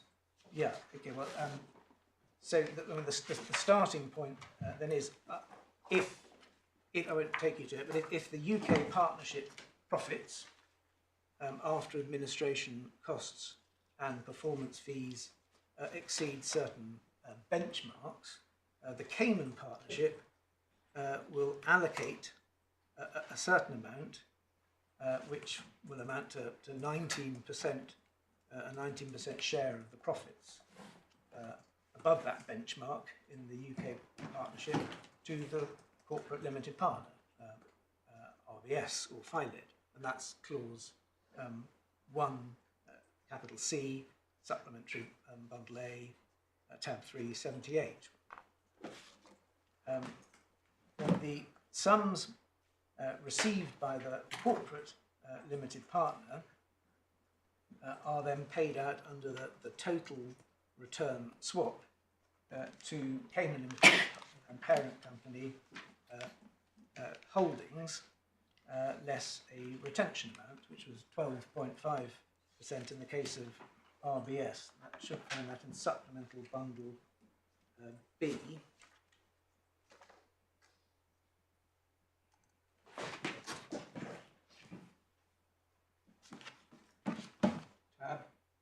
Tab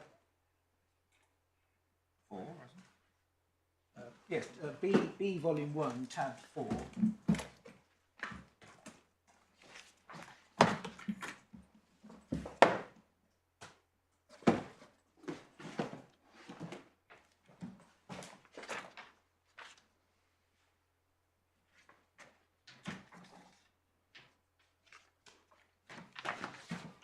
So the fixed amount that's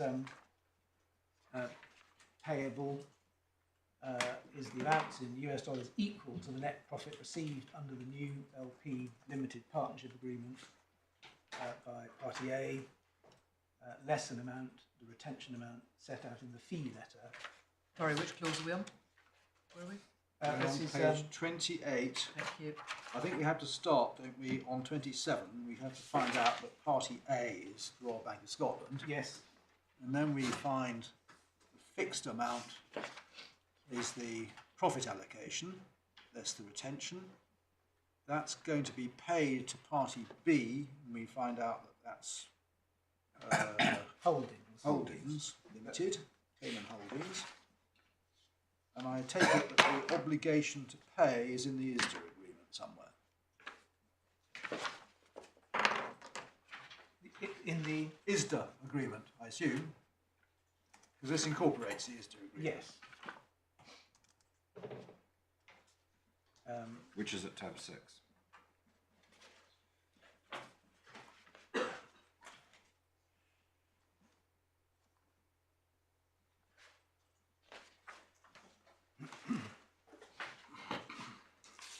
Yes. Is it 2-1, 2A1? Each party will make payment or delivery specified in each confirmation. Is that so? Let me go back to page 27 and see that that is the confirmation. Yes. Is that how it works? Yes, I think so. Yes. All right. So we've got as far as Cayman Holdings. Golden Holdings, and then We need So- to know what the retention amount is, and that's set out in the fee letter, is that right?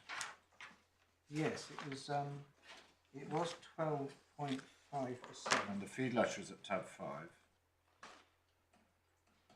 And it's 0. it's clause 1. It's 12.5%. Yeah.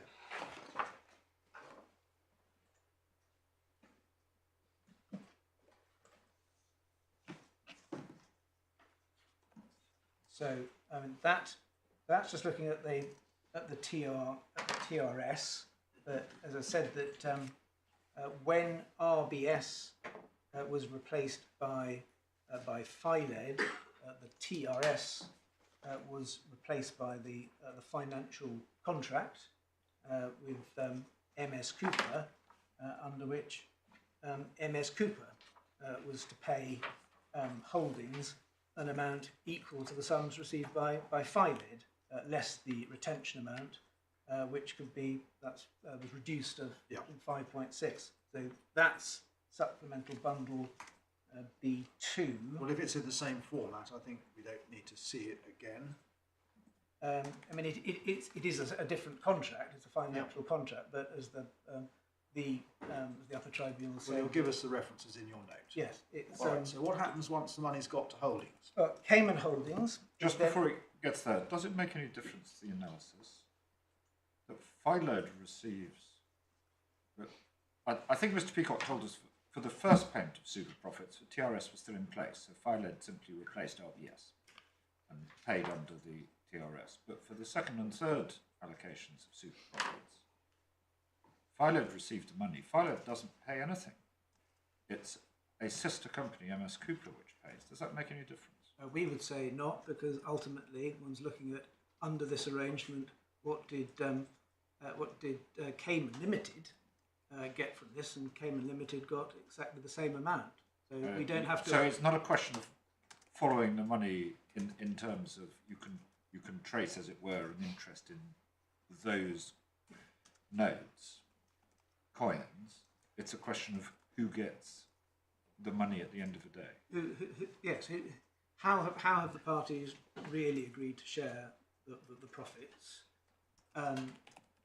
So that if profits are allocated to partner A, who pays it to his brother, who pays it on to partner B, then that would be capable of forming part of the partnership sharing arrangements.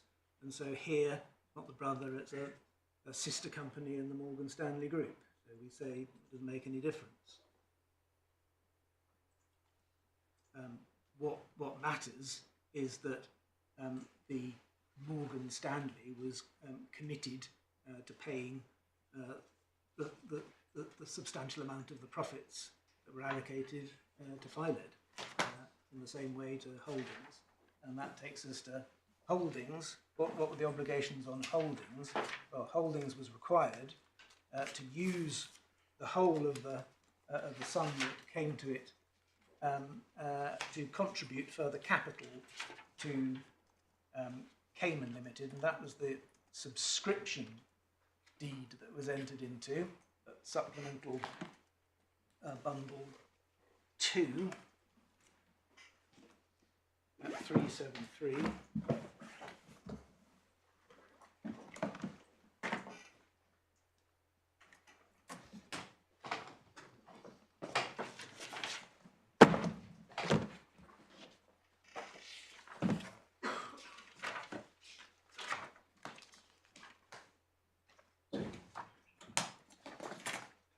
Where's that? Subscription? Tab 19. 19.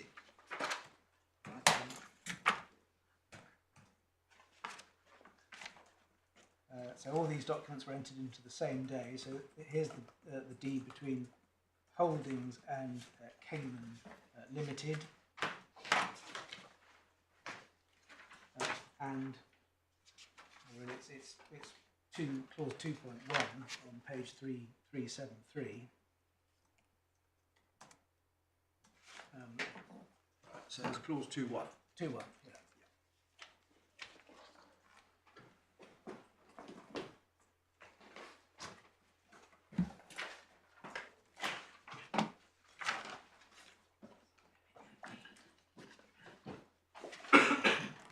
Right. And so that puts the money back down into Cayman Limited,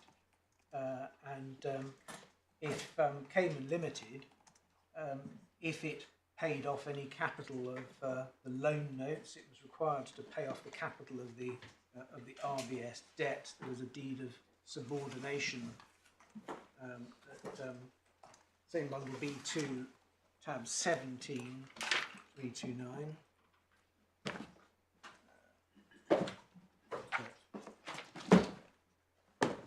17. Tab 17. It's at the back of volume 1, actually. Yes. Back of volume 1. Thank you.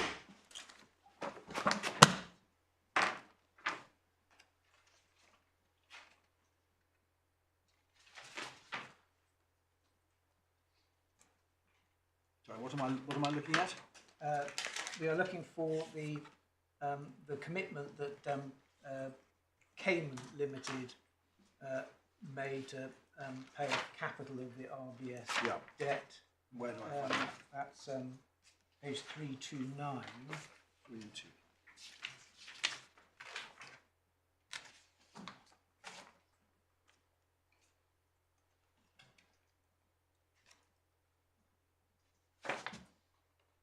Where it's provided that Cayman Limited, that's the company, is entitled to make the following payments in respect of the seller notes, and seller note holders may receive in respect of the seller notes and retain such payments, namely interest at the rate of 15%. That's just the interest, and then principal going under the seller notes. So that's interest principal can be paid off under the seller notes, which were the loan notes issued to Mr. Reeves and Sugar Keys, provided also if a permitted payment is a repayment of any amount of principal owing to the seller notes paid from excess benchmark profits that supermarket profits, then the company must first use at least 33% of the excess benchmark profits to prepay principal under the credit agreement. That was the. So Cayman Limited is not bound to use the money to pay off debt, is that right? But if it does, then the proviso kicks in. No, it isn't bound by this, but if I could take you to, it is bound. It must pay off some notes by, and if it does pay off notes, it is required under this to pay off the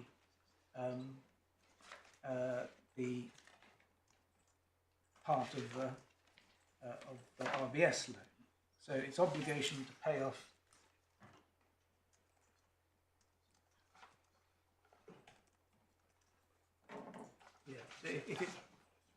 if it pays off any loan notes, it must use a third of the profits to pay off the RBS debt. It presumably would rather pay off the loan notes, which have a higher rate of interest, than pay off the bank, which has a lower rate of interest. Is that right? Maybe that may explain why it is obliged to pay off the RBS note. And it doesn't have any other business, does it? Cayman Limited. This is its business. So if it receives money, it doesn't want to hold on to the money. It's going to pay off the loan notes when it can. Yes.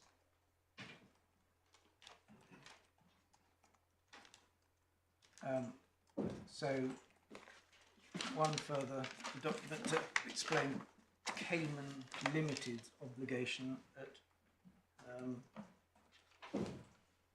B1 tab 14, loan note instrument.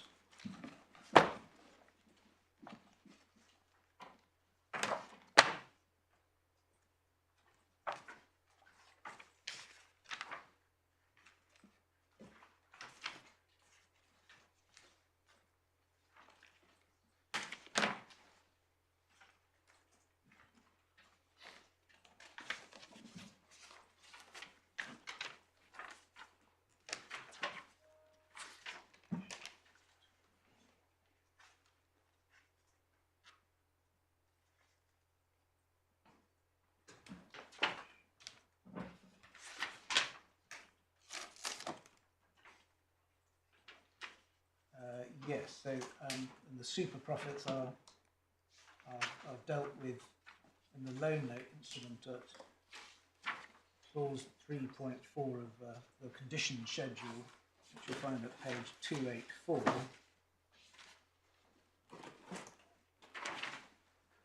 So clause 3.4 says that if at any time the profits of BCM LP, that's Cayman Limited, are paid in accordance with clause 2.1c, then the company shall, subject to clause 5.2, redeem at par the whole or any part of the loan notes on any business day, together with accrued interest and any deferred interest payable under clause 2.4. So the requirement to pay off the loan notes, which was obviously for the benefit of Cayman Limited, and that requirement to pay off the loan note triggered the further requirement to pay off at least 1/3 of any super profits to Royal Bank of Scotland.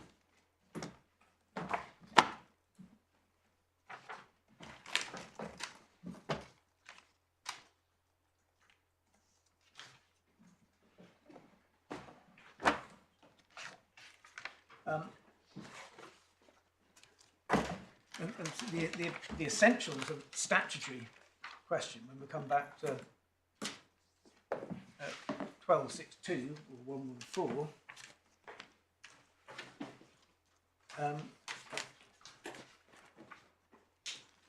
is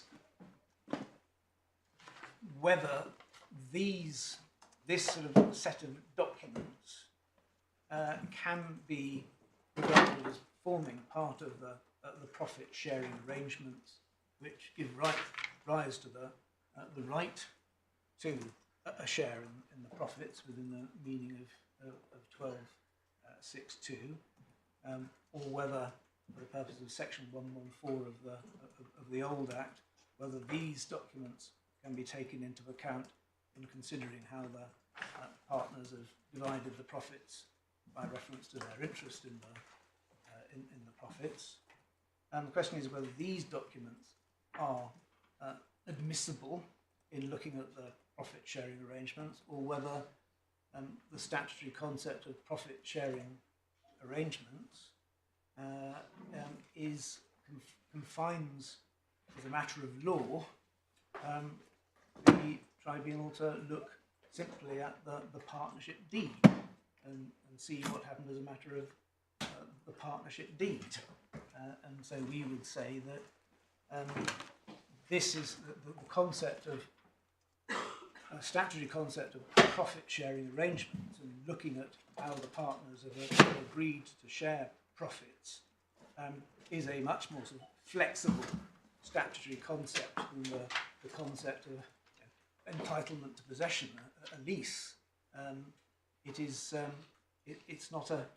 We have been considering in issues 1A and 1B as to who the partners are, and that is, we accept and assert that is largely informed by partnership law. But if one's looking at the concept of what are the partnership sharing arrangements for the purposes of the Taxing Act, and what are the rights of the partners to share in the profits, and the rights that are created by this, the arrangements that have been entered into, then one is permitted, and we'd say required, to look at what arrangements and agreements the partners have entered into with respect to any particular profit allocation. As a matter of general proposition, that some partnership deeds set out clearly what allocations are to be made. Some are much more informal. Some may have some kind of discretion conferred on a remuneration board, so one doesn't know until the discretions have been exercised. All those are matters which may not be set out in black and white in the partnership deed at the time of during the period in question. So we said it can't be confined to that. It can also extend to arrangements entered into between the individual partners. My sort of simple case of partner A and partner B agreeing to vary a partnership share, but not in the deed, but just by some exchange of letters, they've agreed to do it, that would be sufficient. But here we have a set of contracts which were intended to operate together and which were the rights to get monies under the TRS, under the LLP deed, was expressly said only to exist insofar as RBS was there as a lender, and that if the profits were allocated to TRS in the particular circumstances where they were going to be allocated to RBS, then there was a contractual machinery that automatically came into place, so that it was predetermined contractually for the profits to be paid indirectly to Cayman Limited. So it's sort of an old.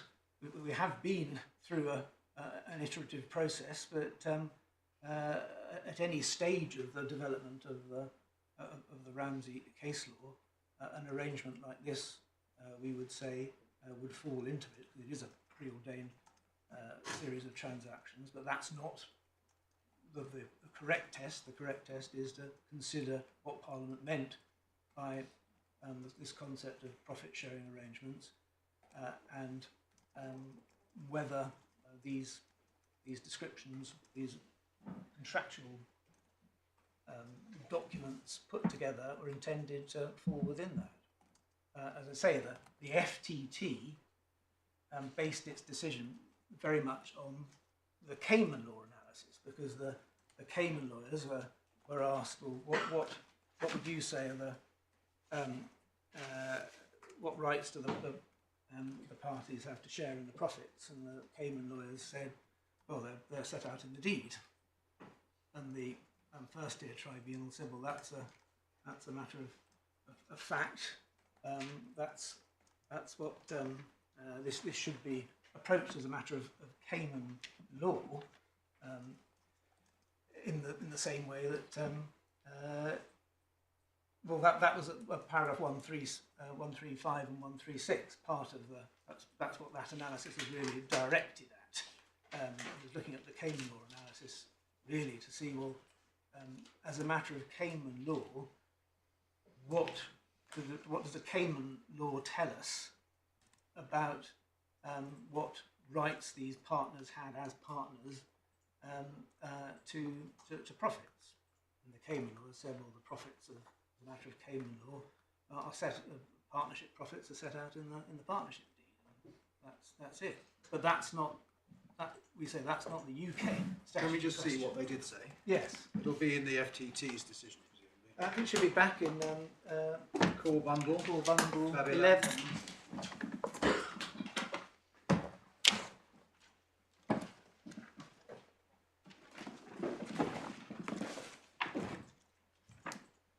It's 135 subparagraph 7. Is that it?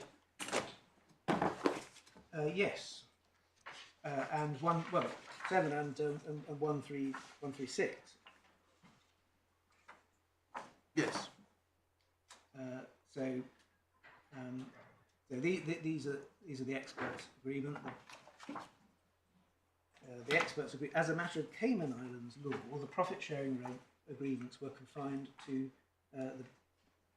the Cayman Limited Partnership deed, under which Cayman Limited's entitlement to profits did not include allocated to RBS and Filet. Therefore, that is the basis of the FTT's decision. Had I reached a different conclusion, I would have rejected HMRC's argument. When the FTT says the experts agree as a matter of Cayman Islands law, the FTT judge is, I assume, talking about Cayman Islands Partnership Law, is it? Yes. Yeah.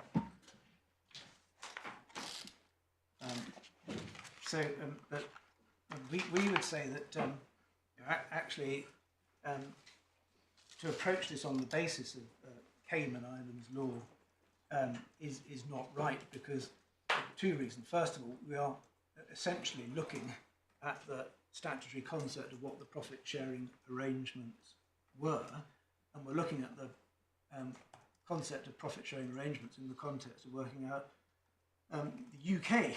We're now looking at the UK LP. How has that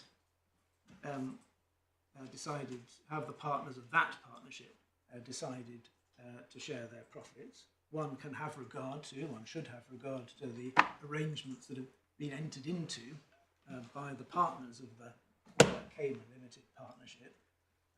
But it's a question that is not determined by Cayman law, because the arrangements mean what they mean under English law as a matter of the proper construction of 1262, or interest in the partnership as a matter of section 114. What that involves as a matter of proper statutory construction is where you have a set of arrangements that are intended to operate together. The court is entitled to, and indeed should, take those wider steps in contemplation when looking at what the composite arrangement is. So it's not, we say it's not determined by what the Cayman lawyers say at all. So that's irrelevant. What you have to do is see whether there is a series of steps that should be looked through, if that is the appropriate thing to do when construing section 1262. We say it is.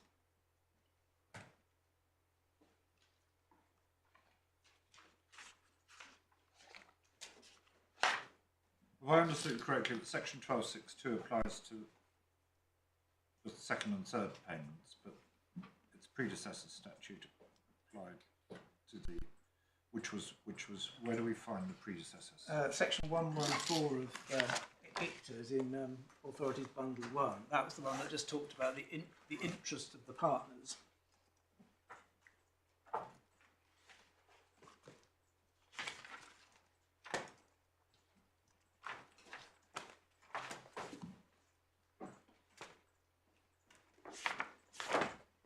That is tab 7 of Authorities Bundle 1.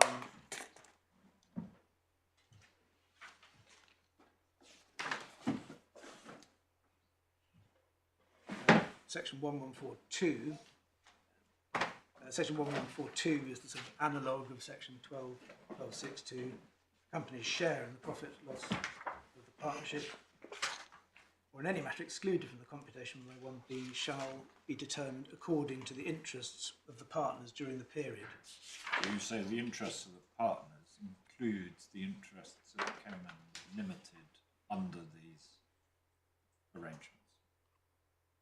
In order to, if there is a composite set of arrangements, well, in the simple case of partner A agreeing, although it's not written in the deed, that for one period he will pay half of his share to partner B, then partner B then has an interest in that amount, not partner A. And so for tax purposes, one looks at the arrangement that's been entered into, and we would say, well, that must be right, and it must follow that where you have a contractual commitment that under which amounts equivalent to amounts received by partner B are to be received by partner A, then the person that is genuinely sharing in the profits, the person with the real interest, or the person with the real right to the profits, is the person that gets the money. When did the Corporation Tax Act 2009 come in then? It should.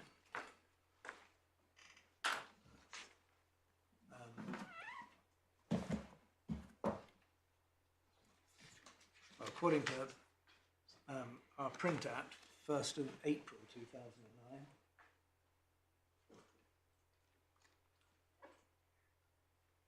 That would make sense, Yes. but we'll double check that. And so, which payments does it apply to? Which That should be in the statement of facts.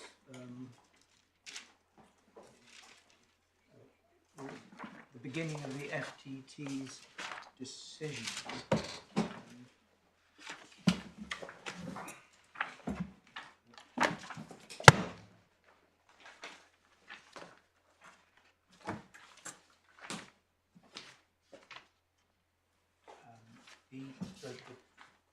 The 2009 Act was part of the tax rewrite project, so it wasn't intending to be changing the law, and I don't think anyone's suggesting that there was a relevant change in the law here. But in terms of when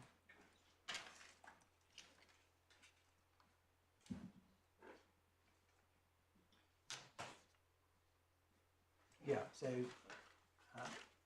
I'm told that we're right to say that the CTA 09 was enforced from the 1st of April 2009. There's a reference to the Authorities tab 22 at page 138. For that, the precise payment that was made before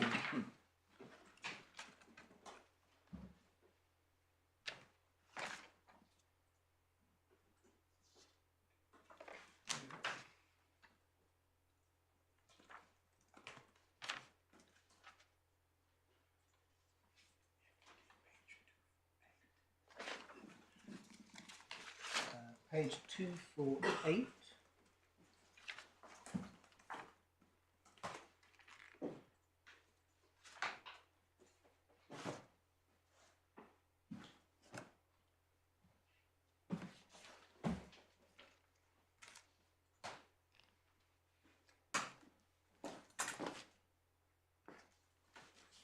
Yeah, so 2000. The increased profits in BCM CL tax return for the year 30th of November 2008. So that would have been under the Would have been under the old ICTA, and then the year ended 2009 would have been under corporation tax. Yes. Section 12.6.2 refers to the firm's arrangements. The firm there must be the UK LP. In what sense is the suite of contracts that you've shown us, the TRS and the financial contract and subscription deed and so on, in what sense are they the UK LP's arrangements? Well, we are looking in the world where the Cayman limited partners are members of UK firm, and they are between themselves dealing with how to deal with the profits from. You say that's enough to make it the firm's arrangements. Yeah. So it includes arrangements between any two partners. Yes. Even though the other UK partners have nothing to do with this and may know nothing about it. Yes, I think if it's agreed during the period amongst partners that they will adjust the partnership sharing arrangements between themselves, then they have adjusted as between themselves the firm's profit sharing arrangement. Thank you. And you know, all,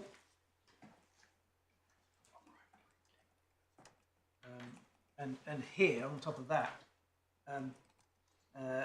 all the parties, as you've seen from the deed of subordination from Cayman Limited and the partnership, RBS, everybody was signed up to this arrangement. So even if my wider proposition was right, I would say that in the present case there was a known decision to adjust the profit sharing allocations. And although the documents that we've looked at are quite complicated, there's a financially very astute group of people with access to TRSs and financial contracts.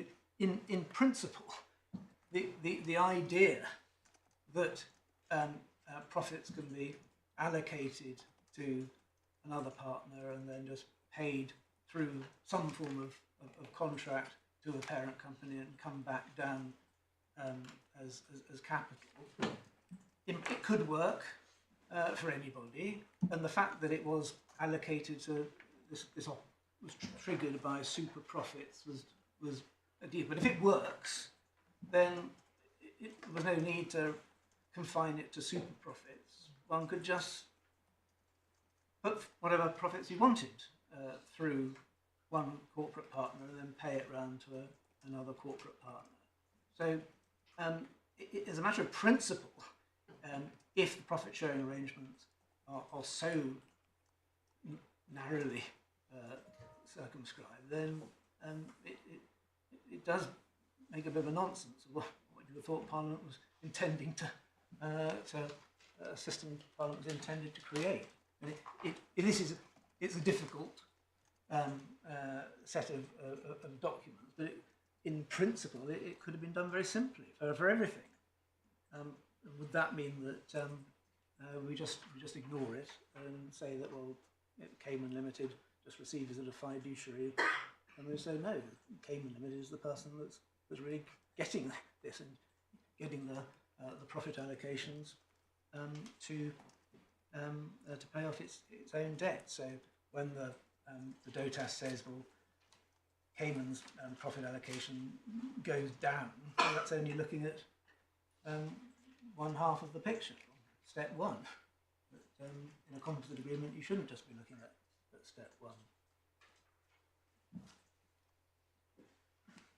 Is it a relevant consideration to understanding what Parliament intended, that it may, if the appellants are right, turn out to be quite easy to circumvent it? Is that a relevant consideration for us? There was a passage in, there was a Rossendale, I'll dig up the reference, that said yes, that is, as looking at, if you're looking at an intention of Parliament, it is a valid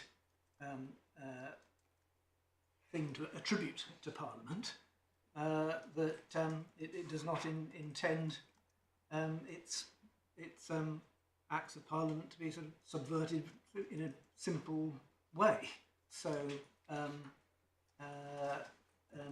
that is a background thought that I mean, we're not really sort of relying on that, particularly in this case, because we just say that it's just on a very orthodox approach. Look at profit sharing, the concept of profit sharing arrangements, and the concept of imposing the tax charge on the partners who actually get the rights to the income.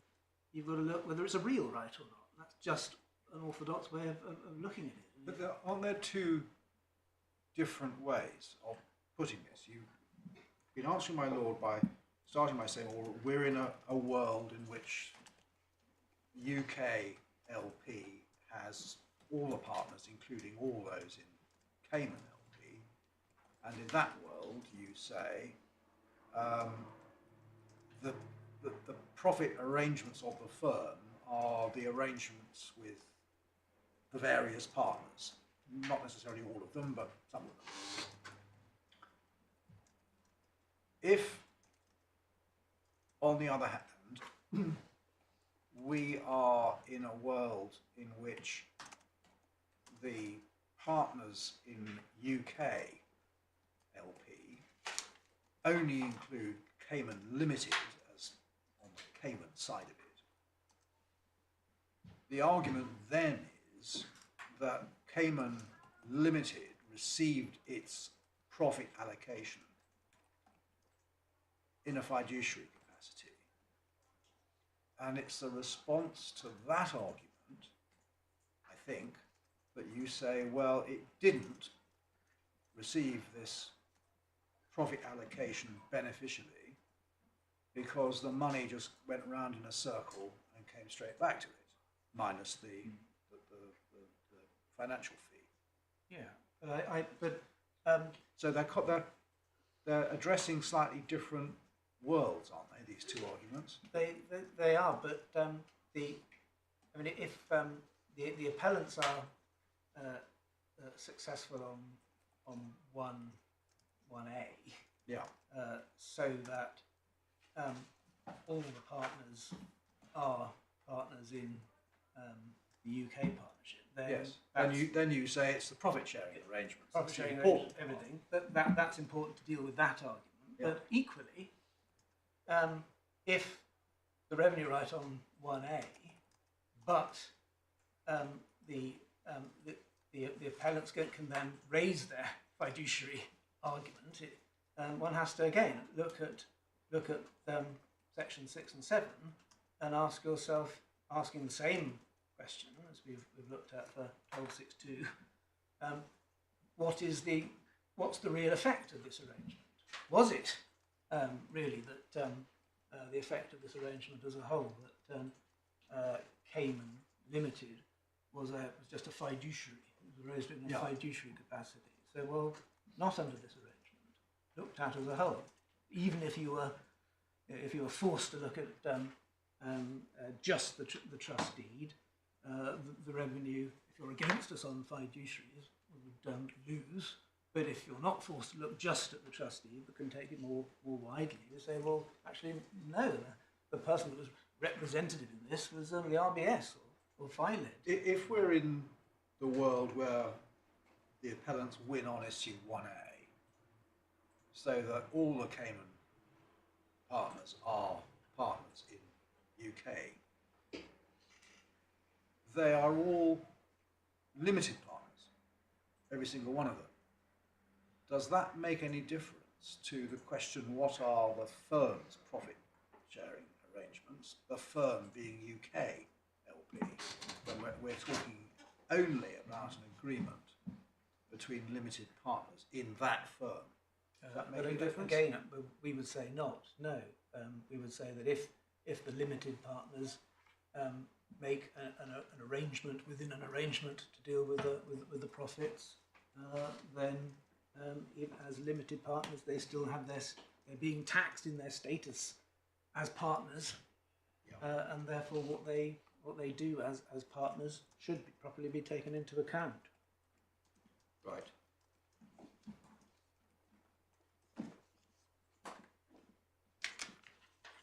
Does that now deal with issue 2, or is there more you want to say about that?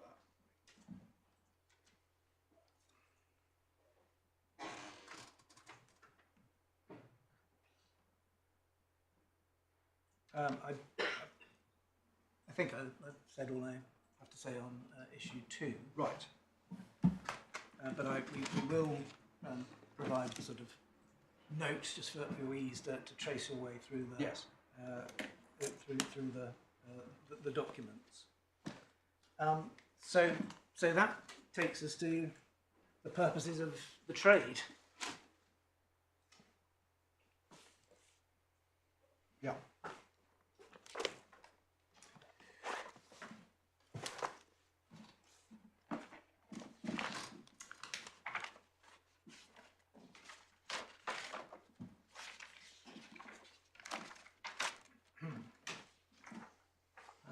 So now the issue is it is borrowing to purchase a share in a partnership carrying on an existing trade, borrowing for the purposes of the trade.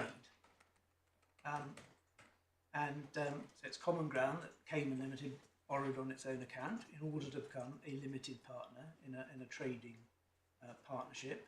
That borrowing is a loan relationship, and so statutory construction is, did Cayman Limited, was it a party to the loan relationship for the purposes of a trade? It carried on, and that's the provision for dealing with giving relief for interest and other costs in respect of trading loan relationships where they are treated as an expense of the trade by the Act. Different rules apply for non-trading loan relationships, and my learned friends said, well, that they're not interested in those, they're less valuable to them, particularly, as we say, is because they didn't make a claim for non-trading loan relationships. But the only statutory question for you is, was Cayman Limited party to the loan relationship it had with RBS for the purposes of the trade? And so what that involves looking at, what trade are we talking about? The relevant trade here is the activity of investment management carried on by BCM UK LP. And we say that the borrowing by Cayman Limited does not serve to advance that trade. It's not for the purposes of that trade at all. Now, the appellants say that money borrowed in order to become one of the people carrying on a pre-existing trade is spent for the purposes of the trade. It just is, but we say that is wrong. And we start by saying that the particular words chosen for the loan relationship code in section 297 do have a very well established meaning in the tax case law, which the drafter of section 297 would have been well aware of. The meaning for the purposes of the trade is a key component of the basic rule governing ordinary trading deductions, the requirement being that the expenditure is incurred wholly and exclusively for the purposes of the trade, and some cases have considered wholly and exclusively, but other cases which we've referred to are addressing the question, what does for the purpose of the trade mean? Because you need to answer that before you get to wholly and exclusively. So the cases that we've referred to and summarised in our skeleton is that cases like Anglo Brewing Company, decision of Mr. Justice Rowlatt, that for the purpose of the trade means for the purpose of keeping the trade going and of making it pay. So things like compensations, payments to employees are not for the purposes of the trade if the company is going into liquidation. There was a Privy Council decision of Cosmotron which held that the English test of for the purpose of the trade meant the same as the Hong Kong test, which was for the production of profits, for the purpose of producing profits. And in the very well-known case of Strong and Co. of Romsey and Woodfield, that's Authorities Bundle 1 at 25, Lord Davy says that it is not enough for a disbursement to be made in the course of a trade. It must be made for the purpose of earning profits. So Vodafone Cellular, the next case we referred to in our skeleton, which is at AB Authorities Bundle 1, 39, Justice Millett says, the words for the purpose of the trade mean to serve the purposes of the trade. They do not mean for the purposes of the taxpayer, but for the purposes of the trade, which is a different concept. So that's Lord Justice Millett. So there's this very clear, we would say, meaning to the words for the purposes of the trade. It means for the purpose of earning profits in the trade, and it is the words for the purpose of the trade mean to serve the purpose of the trade and not for the purposes of the taxpayer. And the learned friend says all those cases are irrelevant because the statutory test in which those that phrase was considered also has the wholly and exclusively element to it. But I mean, the distinction you're making is borrowing in order to produce profits or to earn profits, and borrowing in order to be in a position to participate in profits which have been earned. So you are in effect saying that the borrowing must be for the purpose of influencing the section 1262 calculation at the macro partnership level. And if it has no effect on that, it's unlikely to be for the purposes of the trade. Yeah, so and in the present case, if the interest rate that Cayman Limited paid went up, it would have no effect whatsoever on the profits of on the profits of the trade. And I think that my learned friend's case was, well, he relied on the fact that, well, it's different with partnerships because because a partnership's transparent, the partner is treated for tax purposes as carrying on the trade. So it must follow, and he sort of put it a couple of times, that any expense you incur must be an expense of your trade. So he's equating that the partner has this trade that he's carrying on, so anything that he spends in relation to the trade must be for the purposes of the trade. But the authorities show that that's not right, particularly in light of the way that partnerships are taxed. They are taxed. What is being taxed? The profits of the trade, which are subject to tax, are the profits of the firm, and it's those profits that are allocated to the individual.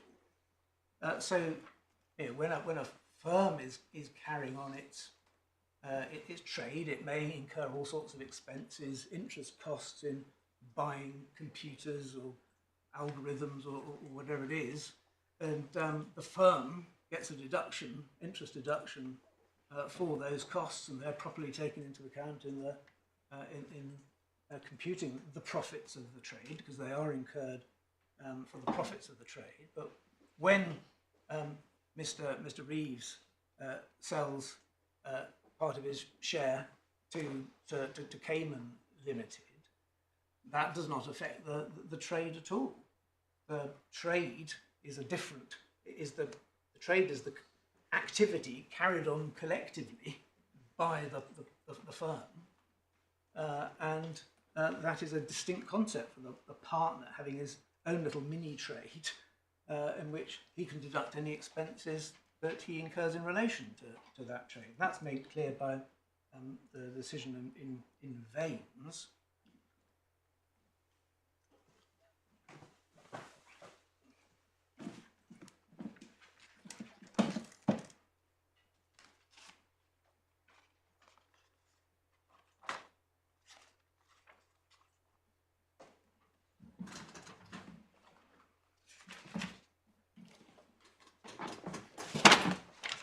That is tab 55, so Authorities Bundle 3.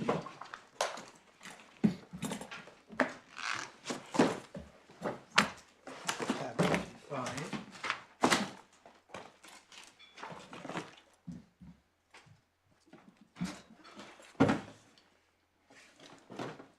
So now this was a case concerning the ordinary income tax test of whether expense was incurred wholly and exclusively for the purpose of the trade, but in the course of the decision, Lord Justice Henderson just sets out how the tax treatment of partnership should be applied when one's looking at the purposes of the trade. So it helps with how you analyse that question, particularly in the context of a partnership. As Mr. Vanes was the solicitor who is faced with a legal claim which threatened his sort of reputation and his profession, and the FTT had found as a fact that his purpose in settling this legal claim was to preserve and protect his career, so he could continue his business and profession which for these purposes it is a trade. So the FTT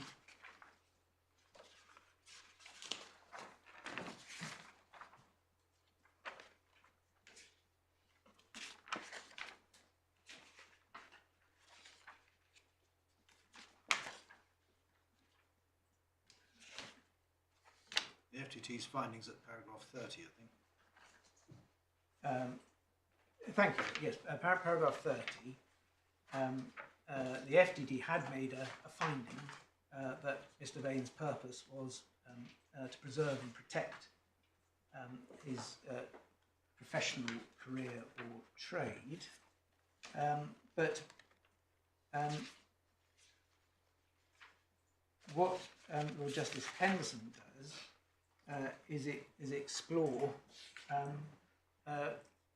more particularly what's the trade that we're looking at here, and he does that at starting at paragraph 13.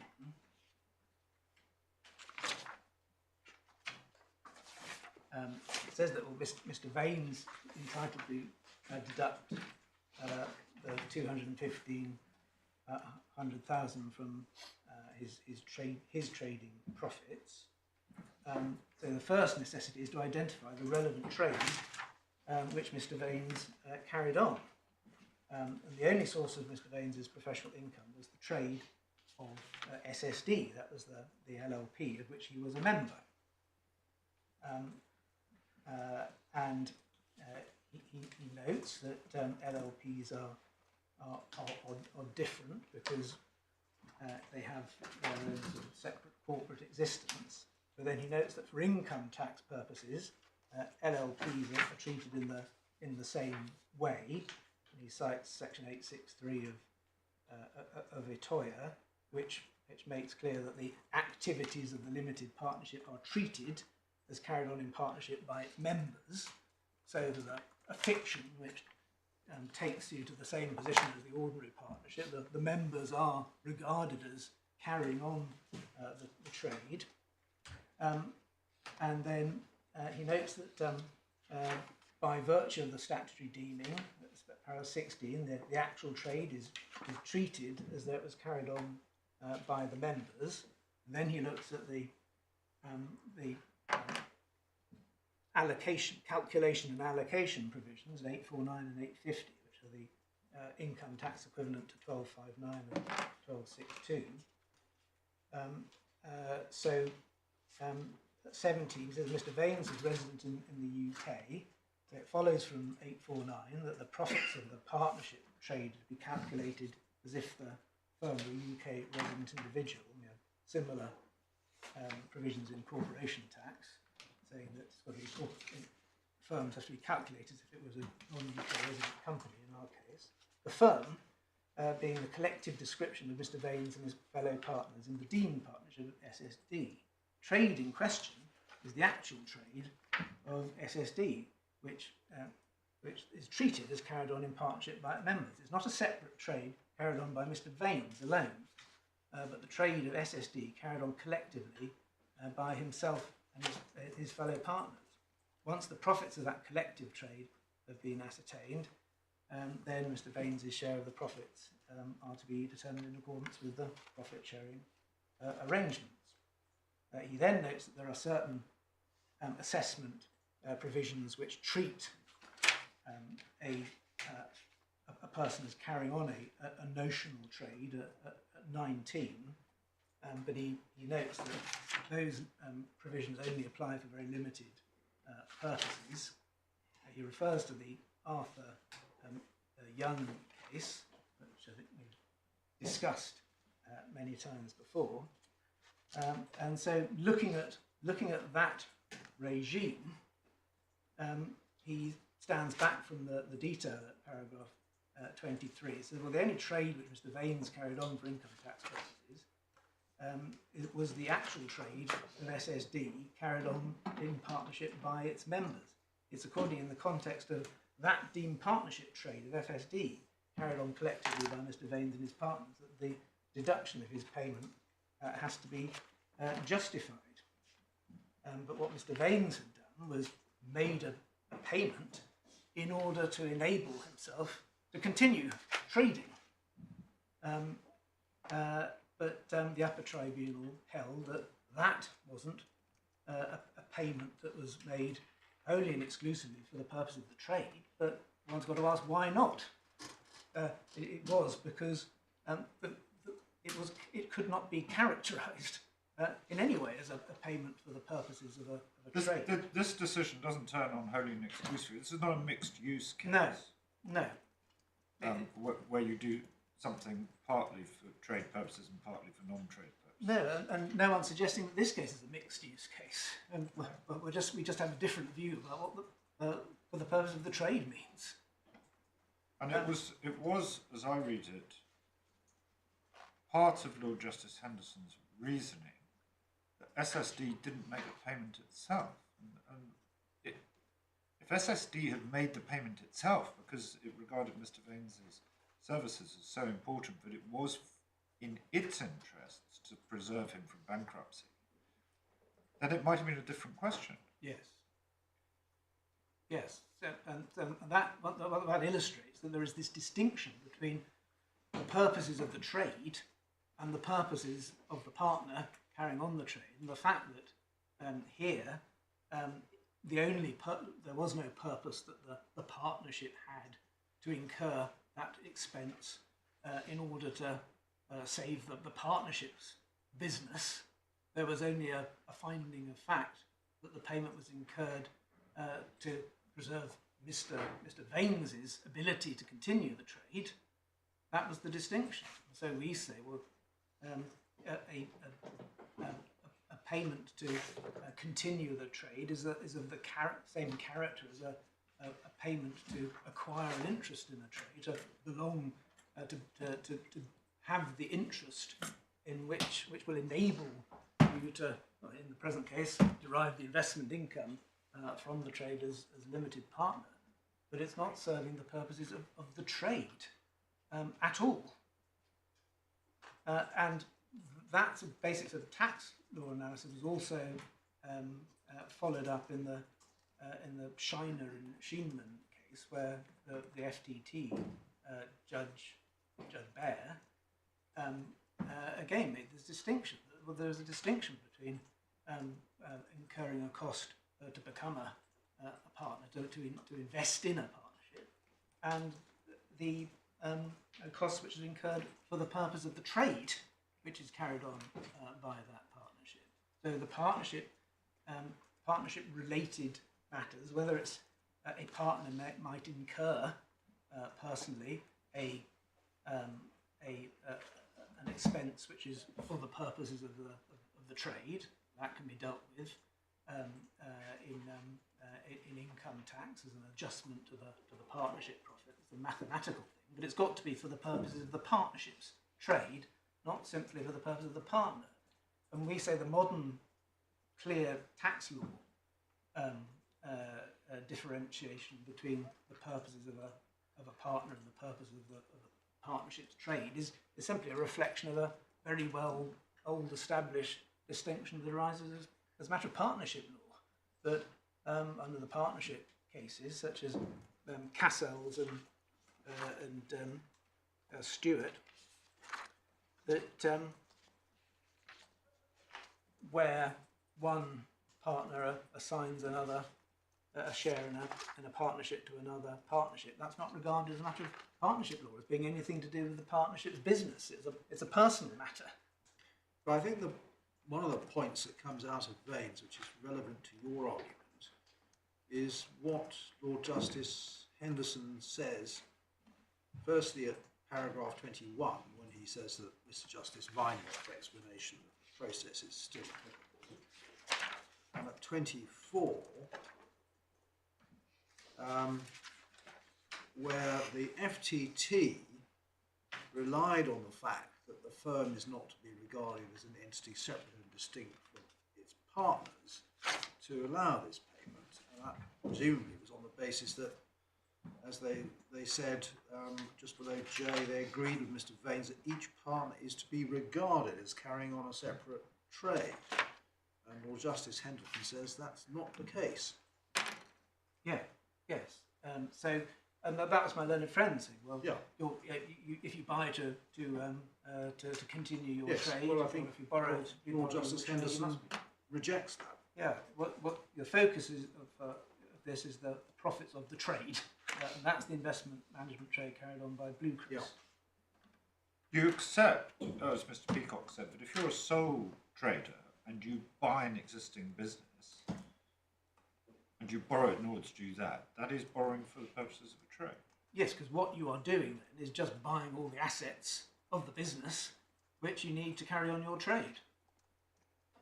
But it is different and so you will get the interest deduction for all the assets, and you'll attribute your purchase price to all the assets. So if the UKLP took over another investment house and borrowed to do that, that would be borrowing for the purposes of its trade.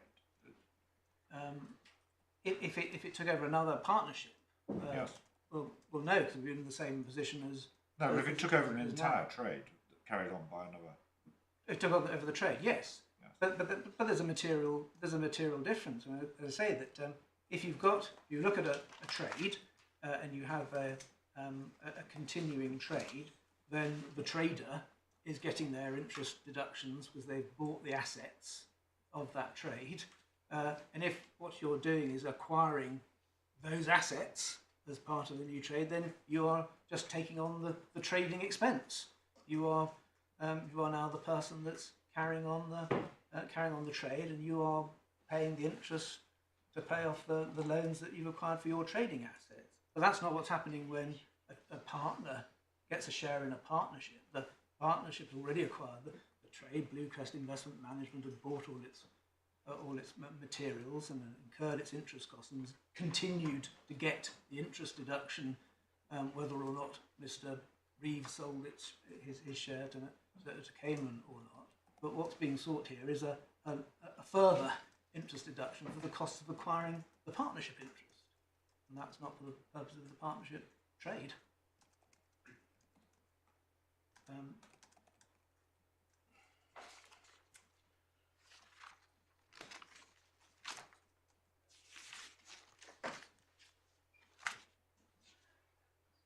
So I mean, we do say that is, you know, that does tie up with the basic analysis of what is happening as a matter of partnership law. And the Castles and Stewart is in Authorities Bundle 1.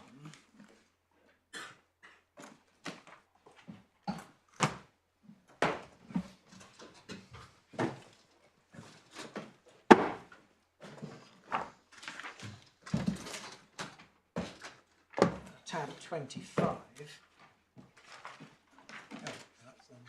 that's That's Burke. 24. 24.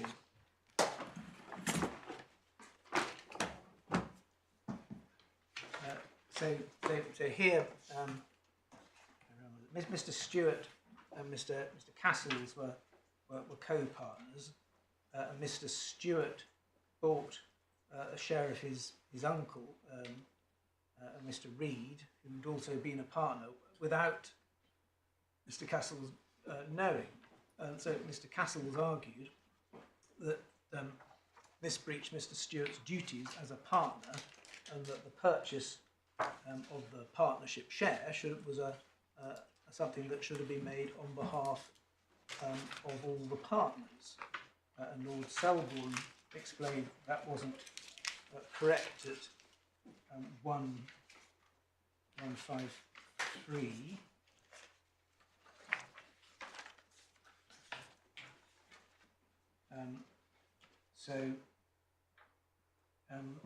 The challenge was to the acquisition of the partnership share, and at bottom of 153, Lord Selborne says, well, this subject matter here is in no sense a property or interest of the partnership.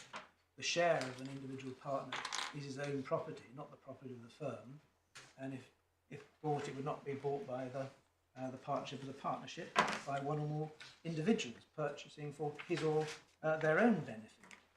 So there is conceptually an important distinction between the partnership business and the acquisition of an interest in a partnership business, which involves an individual or company purchasing it for their own benefit, their own benefit, not for the purpose of the partnership.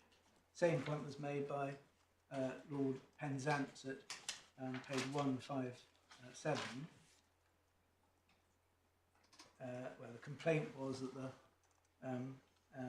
the partner was securing a benefit to himself by acquiring his uncle's share, but Lord Penzance says the answer to the challenge is that the arrangement with Mr. Reed was not an arrangement in the partnership business. It was not an arrangement in which the partnership had an interest. I do not know that I can better express what I feel on that subject than by reading a sentence of Judgment of the Ordinary. The subject matter of the agreement is entirely outside the scope of the company's business. It relates exclusively to the stock and profit belonging to one of the individual partners who is communicating these on extremely liberal terms to his own nephew.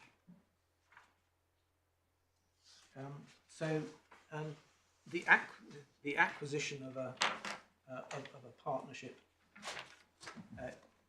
interest, we say, is not something that is incurred for the purpose of the trade, and within the meaning of section 297, if Cayman Limited is a party to a loan relationship for the purpose of acquiring its own partnership interest in a partnership, then that does not make it a loan relationship to which Cayman Limited is party to for the purpose of the trade. And it doesn't make any difference if it's the single period or the next period. The purpose of the for which Cayman is party to the loan relationship doesn't change. No. And in the present case, the findings of the FTT were that the evidence of Mr. Dodd and Mr. Aitchison was that Cayman borrowed the sum to acquire an interest in BCM LP rather than the trade being carried on by the partnership. Well, that seems to be the only proper conclusion that they could have reached. For those reasons, we say that this loan relationship does not fall within the trading loan relationship. There's no separate property analogous to the partnership interest that changes hands when a sole trader acquires a trade, in the sense that that none of the reasoning in Cassels would be of any relevance to that situation. It's a different situation. When a sole trader buys someone else out, you're just buying the things that you trade with. So that is the purpose of the trade.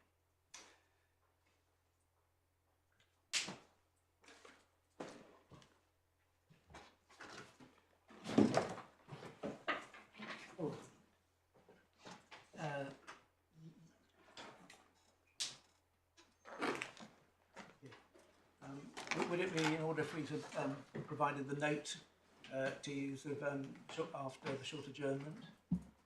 On the trail of documents? Yes, that's fine. Yeah. That's what I propose to do. Yeah. Unless I... Does that complete your submissions, Mr. Those are Baldwin? my submissions. Thank you very much. 2 o'clock. So, Mr. Peacock, you will respond to the respondent's notice point and reply on your appeal. Are we going to finish this today? I anticipate that we will, yes. Yeah, good. 2 o'clock.